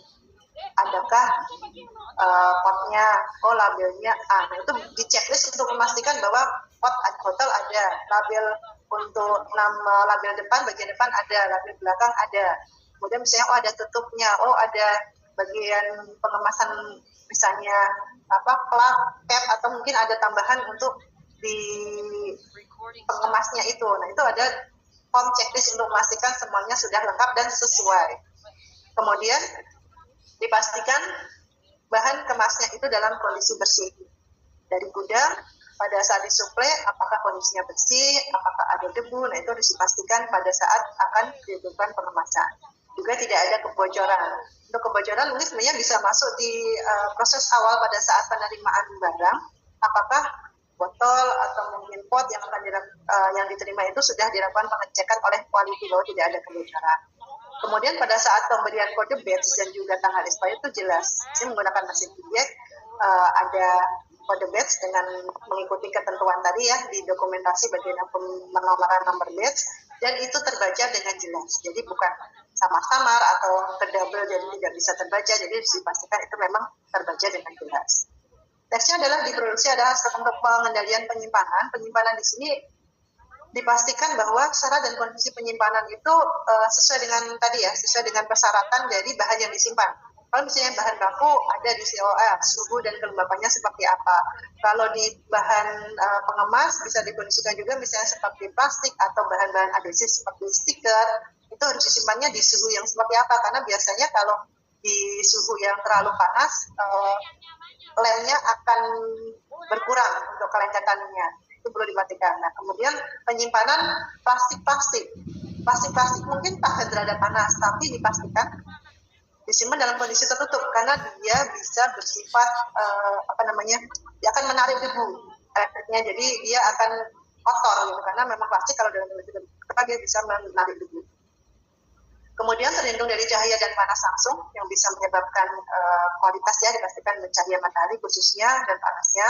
Kemudian kemasannya juga pada saat disimpan itu bersih, jangan kotor, tidak ada kebocoran. Ini terkait dengan bahan baku juga, bahan baku yang disimpan itu misalnya dalam drum, dalam pot itu juga tidak ada kebocoran yang bisa efek dari kebocoran ini macam-macam, bisa terhadap kualitas barang di dalamnya juga terhadap lingkungannya. Dan juga kode batch dari barang yang disimpan itu jelas. Ya. Oke, lanjut. Nah, sebenarnya dokumentasi tadi sudah dibahas banyak dari Ibu Dita untuk dokumentasi. Yang terkait dengan produksi adalah di base report pengolahan dan pengemasan, berisi informasi nama produknya, nomor batch, tanggal produksi, bahan yang digunakan, nama operator, parameter proses. Jadi apa-apa yang memang dicek di dalam produk itu dalam prosesnya. Kemudian hasil produksinya berapa banyak, sebenarnya ke rekonsiliasi dari 100 kilo akan jadi berapa botol, dari 100 kilo menjadi berapa pot, itu harus ada catatannya untuk rekonsiliasi secara teknis berapa, hasilnya berapa.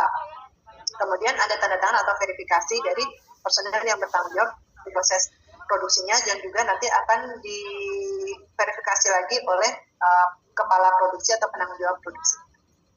Kemudian ada logbook catatan penggunaan dan pembersihan alat, baik dari mulai timbangan, mesin olah, dan pengemasan. Jadi catatan mesin A itu digunakan kapan, di tanggal berapa, itu untuk mengolah produk apa, nomor batch berapa. Jadi di situ untuk traceability, mesin ini historinya pernah digunakan untuk apa saja, gitu yang kami ketahui. Nah, label selanjutnya adalah status bersihnya atau catatan pembersihannya. Jadi perlu dilakukan ada logbook juga untuk mencatat pada tanggal berapa mesin ini dilakukan pembersihan oleh siapa. Dan itu akan ada label untuk ditempel sebagai penanda di mesin bahwa mesin ini, alat ini sudah dilakukan pembersihan oleh siapa, kapan, dan ada catatan sebelumnya digunakan untuk produk atau balok produk ruahan apa.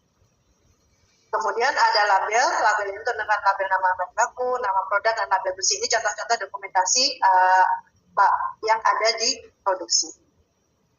Next. Waktunya masih ada yang baki lagi, slide terakhir terkait dengan pengendalian kontaminasi. Bagaimana kita menjaga? Yang pertama adalah pemisahan area secara praktisnya. Mungkin kalau ada keterbatasan di area yang memang areanya memang sebelah sini, tapi saya butuh untuk ada mesin A, mesin B, nah bagaimana? Yang pertama kita bisa menggunakan pembatas area, jadi tidak harus sekat atau dinding yang terpisah, atau bisa juga meja yang berbeda.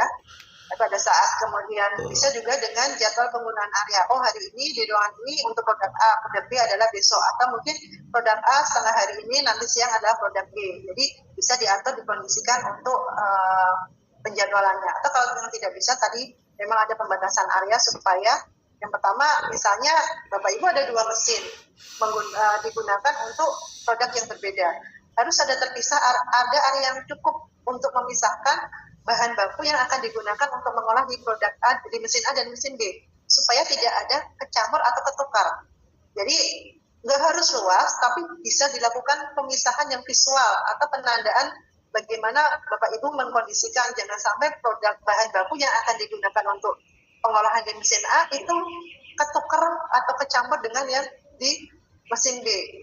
Jadi ada area yang terlihat jelas. Kemudian untuk area yang lainnya bisa ada pemisahan untuk area yang untuk pemisahan, penyimpanan untuk bahan baku, bahan pengemas, produk ruahan, produk reject, alat kotor, dan alat bersih. Kemudian bagaimana pengendalian selanjutnya adalah lanjutin tadi ya, pastikan tidak ada sisa bahan, label batch lama yang ada di misalnya di mesin atau di penandaan, itu dilepas. Jadi jangan sampai batch yang lama terbaca sebagai itu adalah batch yang sedang dikerjakan gitu. Jadi misalnya ada label itu bisa dilepas. Kemudian dokumen batch sebelumnya juga disingkirkan, area dibersihkan. Jadi dipastikan pada saat memulai satu pekerjaan itu area itu sudah clear, tidak ada baik bahan pengemas, dokumen apapun yang ada yang sebelumnya digunakan atau ada di produk yang sebelumnya. Kemudian izin personel, tadi sudah dibahas di pertama bagaimana orang disiplin untuk cuci tangan.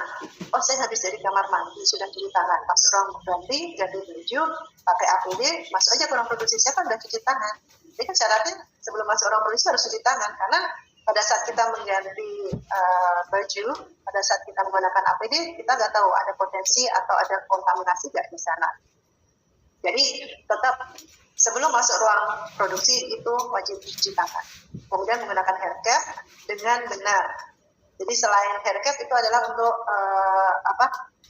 memastikan tidak ada anak rambut atau apapun yang masih keluar. Jadi hanya untuk tutup kepala saja, pada itu ada masker di sana. Kemudian masker selain menutupi mulut dan hidung adalah biasanya ada personel pria yang berjenggot, itu juga harus tertutup, jangan sampai itu menimbulkan bisa rontok atau jatuh yang menimbulkan kontaminasi terhadap produk. Kemudian baju bersih dipastikan baju yang digunakan itu bersih, benar-benar memang bersih, baju kerjanya itu memang bersih gitu ya di ruang produksi. Jangan bisa dilakukan penandaan. Jadi kalau di tempat saya untuk ada satu orang produksi punya 3 baju, nah itu kita kasih tanda. Misalnya di hari Senin itu ada penandanya putih, itu berarti dipakai di hari Senin dan di hari Kamis. Kalau di hari Selasa yang baju penanda pink itu di hari Selasa dan di hari Jumat.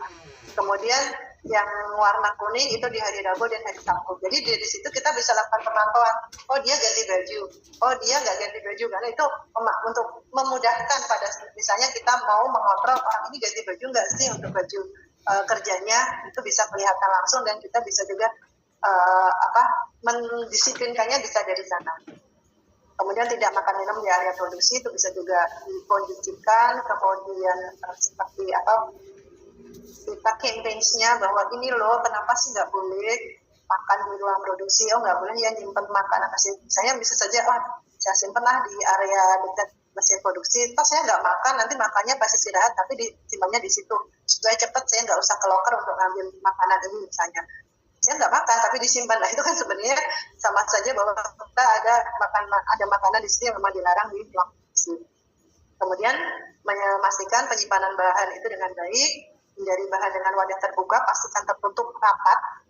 Kemudian ada label, jangan sampai tidak ada label sehingga kita tidak tahu bahan itu apa, yang bisa menimbulkan kesalahan. Kemudian tidak disimpan langsung di lantai tapi ada alasnya. Kemudian pastikan pada proses atau penggunanya adalah FIFO atau FEVO. Itu nanti bisa saya serahkan ke Bapak Ibu sekalian bagaimana untuk pengendaliannya. Apakah kita FEVO aja harus lihat ke expired, atau kita udah pastikan untuk yang memang yang dengan kode batch kedatangan yang lebih awal tuh expirednya lebih. Itu dari saya penyampaian 3 aspek, izin sanitasi, peralatan, dan juga produksi. Sudah habis saya Mbak Kila ya untuk slide-nya. Baik, terima kasih banyak Ibu Ika atas saat menggunakan kalau timbangan menggunakan batu timbang standar, anak timbang standar yang memang mengacu nanti itu memang ada kita punya sertifikat kalibrasinya, memastikan dalam satu timbangan kita misalnya menggunakan anak timbang 200 gram, apakah posisi di tengah, di center timbangan, di kiri atas, kanan atas, kiri bawah, kanan bawah itu sama. Jadi misalnya ternyata yang di sebelah kiri bawah pada saat timbang pakai timbang 200 dia menunjukkan 199. Berarti kita nggak boleh melakukan penimbangan di sudut yang itu, tapi di centernya gitu. Nah, kalau untuk di pH meter pakai cairan ya, setahu saya lupa namanya, itu di pH saya lupa 1, 7, dan 14 kalau nggak salah. Nah itu sebenarnya tidak harus adalah petugas kalibrasi, tapi kita lakukan training bagaimana melakukan verifikasinya. Ada prosedur.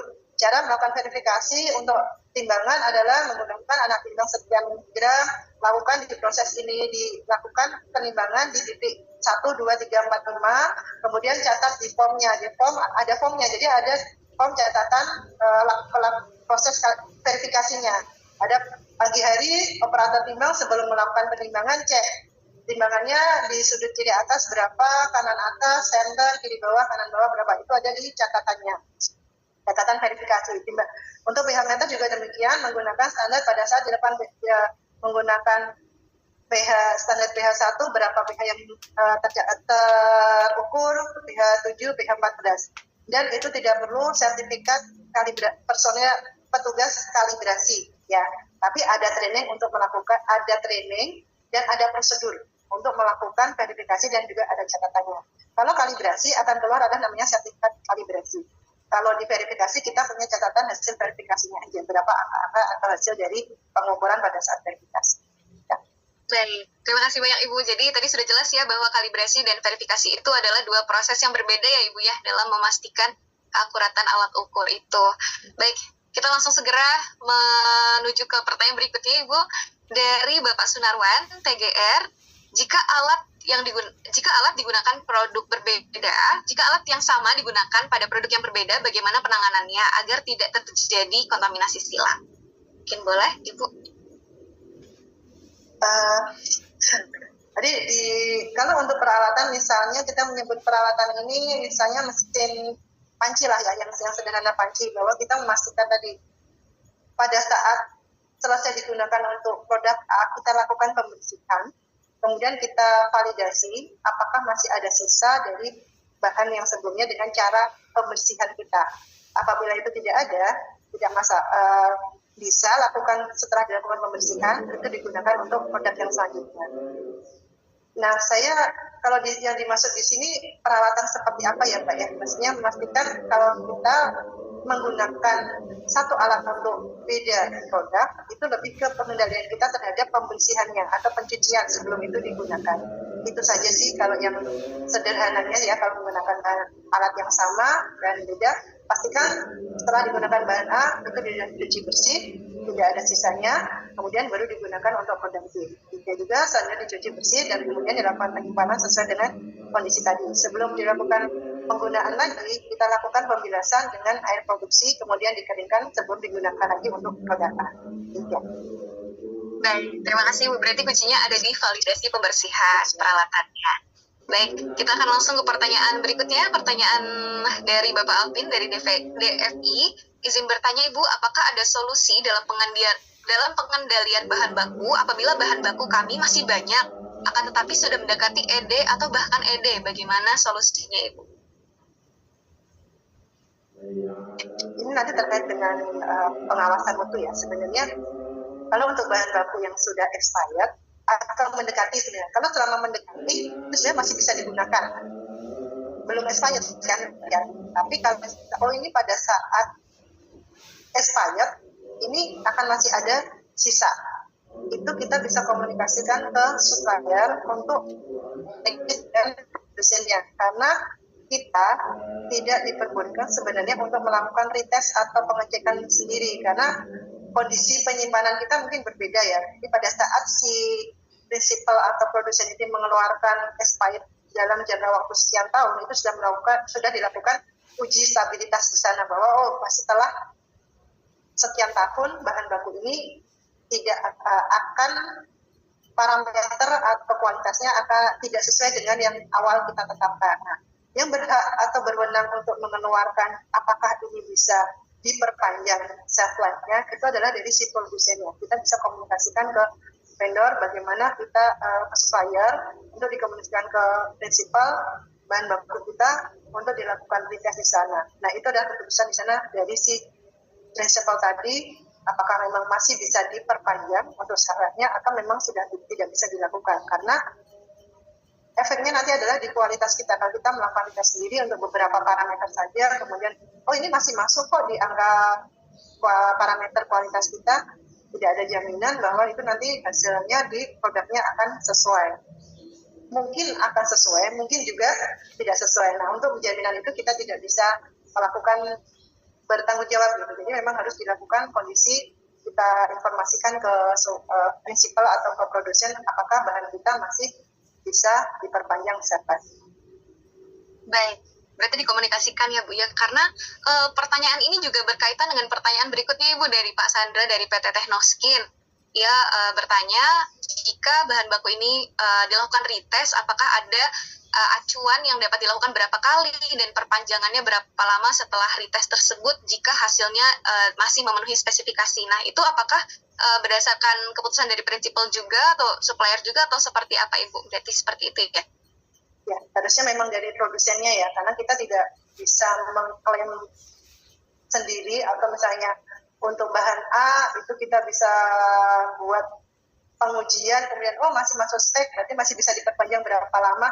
Tidak bisa seperti itu karena memang kita harus berkomunikasikan sih kepada produsennya bahan baku kita yang memang sudah akan expired ini apakah memang bisa diperpanjang syaratnya atau seperti apa, dan berapa lama sebenarnya. Kalau yang dari case yang pernah saya temukan tuh hanya 1 kali saja sih, dan itu pun nggak sampai setengah dari full server. Misalnya servernya dia 2 tahun, udah bisa diperpanjang 1 tahun, nanti bisa diperpanjang nggak sih? Ya udah, ini memang secara kualitas bisa diperpanjang misalnya mungkin 3 bulan atau 6 bulan. Itu perlu dikomunikasikan karena kita tidak bisa nanti bertanggung jawab terhadap kualitas dari hasil retest kita terhadap kualitas bahan yang kita retest tersebut. Baik, berarti kita harus dengan detail komunikasikan bersama dengan prinsipal. Baik, terima kasih Ibu. Berikutnya ada pertanyaan tentang validasi pembersihan. Izin bertanya Ibu, untuk validasi pembersihan terkait SOP halal atau implementasi SJPH, bagaimana ya Ibu yang bisa terintegrasi dengan validasi pembersihan di SOP CPKB? Dengan SJPH. Jadi sebenarnya kalau untuk validasi pembersihan itu kita memastikan bahwa setelah dilakukan prosedur pembersihan yang kita lakukan dengan alat, dengan bahan, dengan cara pembersihan yang sudah kita tetapkan itu akan menghasilkan kondisi mesin yang memang atau peralatan yang memang sudah bersih, tidak ada sisa dari produk yang sebelumnya. Nah sebenarnya kalau ini menyambung dengan SJPH, selama kita memastikan bahan yang kita gunakan dalam semua formula itu sudah halal, itu pada saat validasi bahwa ini sudah oke, prosedur ini bisa kita gunakan, itu bisa juga integrasi dengan SJPH bahwa prosedur ini sudah tervalidasi. Nah, yang perlu dipastikan yang terkait dengan SJPH adalah alat atau bahan pembersihnya tadi, apakah memang ada potensi terkait kehalalan. Misalnya, selain menggunakan bahan air produksi, air panas, kita menggunakan bahan kimia atau bahan tertentu. Nah, itu yang harus dipastikan terkait kehalalannya. Jadi, kalau secara prosedurnya, selama sudah dipastikan dengan validasi itu menghilangkan sisa balok atau sisa produk yang sebelumnya, itu bisa kita gunakan langsung di integrasi, bahwa itu secara SJPH juga sudah bisa kita gunakan. Selanjutnya, kita harus pastikan bahan untuk pembersihnya, apakah itu juga terkait atau bisa kita pastikan kehalalannya. Kalau misalnya kita hanya air panas saja, atau misalnya dibilas dengan alkohol, kemudian dibilas lagi dengan air produksi, ya itu sudah tidak ada masalah. Tapi kalau ada penggunaan bahan air, itu yang harus dipastikan bahwa bahan tersebut memang termasuk bahan yang halal. Nah, dalam beberapa validasi, kita juga melakukan proses swab test. Swab test menggunakan bahan untuk cek mikro. Nah, ini juga harus dipastikan untuk cek mikro ini meskipun dia dalam jumlah kecil, kita melakukan swab test di beberapa titik atau bagian peralatan yang kritikal gitu ya, misalnya memungkinkan ada sisa bahan yang tersimpan di sana atau masih nyempil gitu ya. Kita melakukan swab. Nah, bahan swabnya ini yang harus dipastikan, jangan sampai bahan yang digunakan untuk swab ini meskipun jumlahnya kecil adalah bahan yang tidak halal. Dan biasanya bisa swab misalnya menggunakan NaCl misalnya, itu kan tidak masalah terhadap kehalalan. Jadi sejauh ini sebenarnya proses validasi secara CPKB untuk memastikan validasi prosedur pembersihan secara CPKB itu bisa kita integrasikan dengan SJPH dengan memastikan bahan untuk pembersihnya, termasuk juga nanti bila kita menggunakan dilakukan swab test untuk uji mikrobiologi, itu tidak ada konsen ketidakhalalannya atau haram menggunakannya. Ya. Baik, terima kasih banyak Ibu. Berarti dari end to end kita harus memastikan mulai dari bahannya, kemudian alat ujinya pun harus kita pastikan sesuai tidak mengandung concern non halal seperti itu. Baik, karena waktunya sudah hampir mendekati 15 menit, izin Ibu, kita ada satu pertanyaan terakhir dari Ibu Ari Purnawati dari Sivino Nabi. Izin bertanya Ibu terkait verifikasi timbangan, berapa toleransi hasil penimbangan yang diizinkan, dan jika timbangan sudah dikalibrasi oleh eksternal, apakah harus dilakukan kalibrasi eksternal, apakah harus dilakukan kalibrasi internal juga, atau cukup dengan verifikasi internal?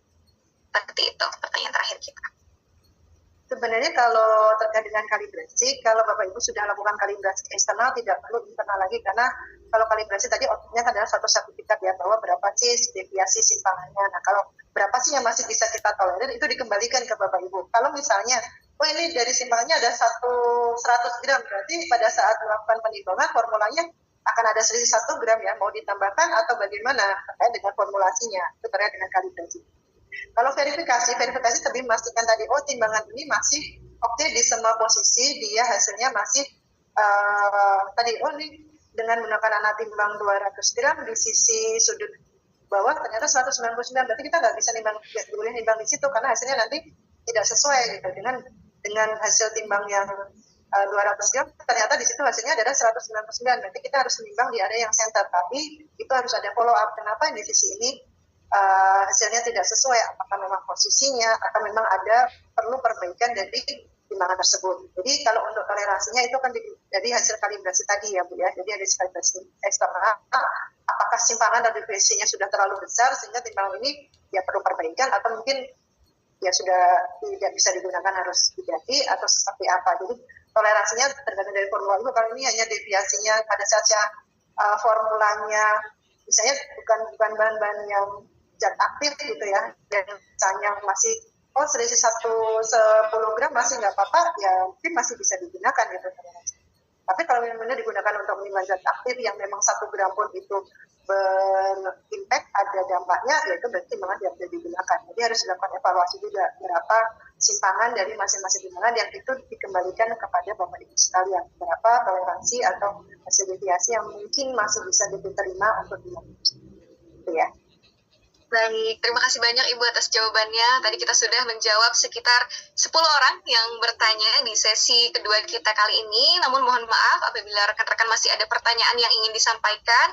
Mungkin kita terpaksa harus mencukupkan di waktu ini karena waktu 15 menit telah selesai.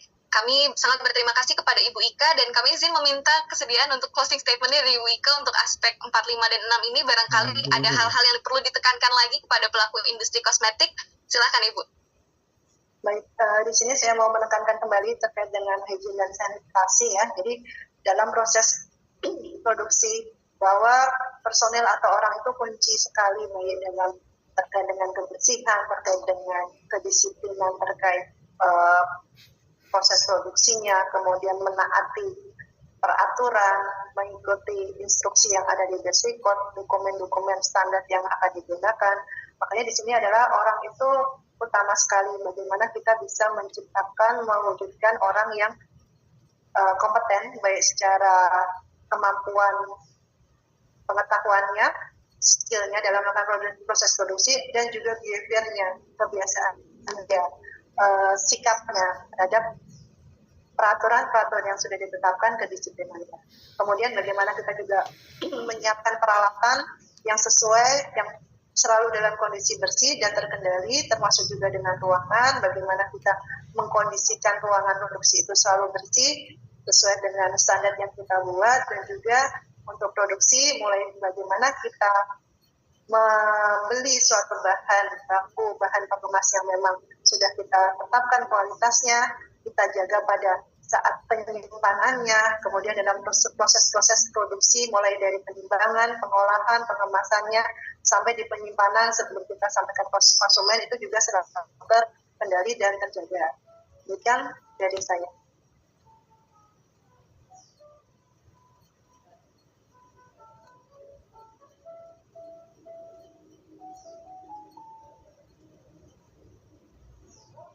Baik, mohon maaf. Terima kasih banyak Ibu atas pemaparannya yang sangat luar biasa, dan rekan-rekan kita juga harus ingat kembali bahwa ini adalah pengingat bagi kita dan juga penguat bagi kita untuk tetap benar-benar mengimplementasikan CPKB dalam praktik kita sehari-hari demi meningkatkan kualitas industri farmasi dan juga kosmetik. Mengingat tadi juga disebutkan bahwa CPKB ini ditetapkan sebagai pedoman ya Ibu ya untuk menjamin mutu dan juga keamanan produk, maka pada akhirnya karena nanti hasilnya adalah produk kosmetik yang digunakan oleh konsumen, kita juga sebagai pelaku industri dituntut untuk harus teliti, konsisten, dan juga disiplin dalam menerapkan CPKB ini agar produk yang dihasilkan tidak hanya memenuhi standar, tapi juga tadi sudah disebutkan oleh Ibu Ika, aman, bermutu, dan juga dipercaya oleh masyarakat.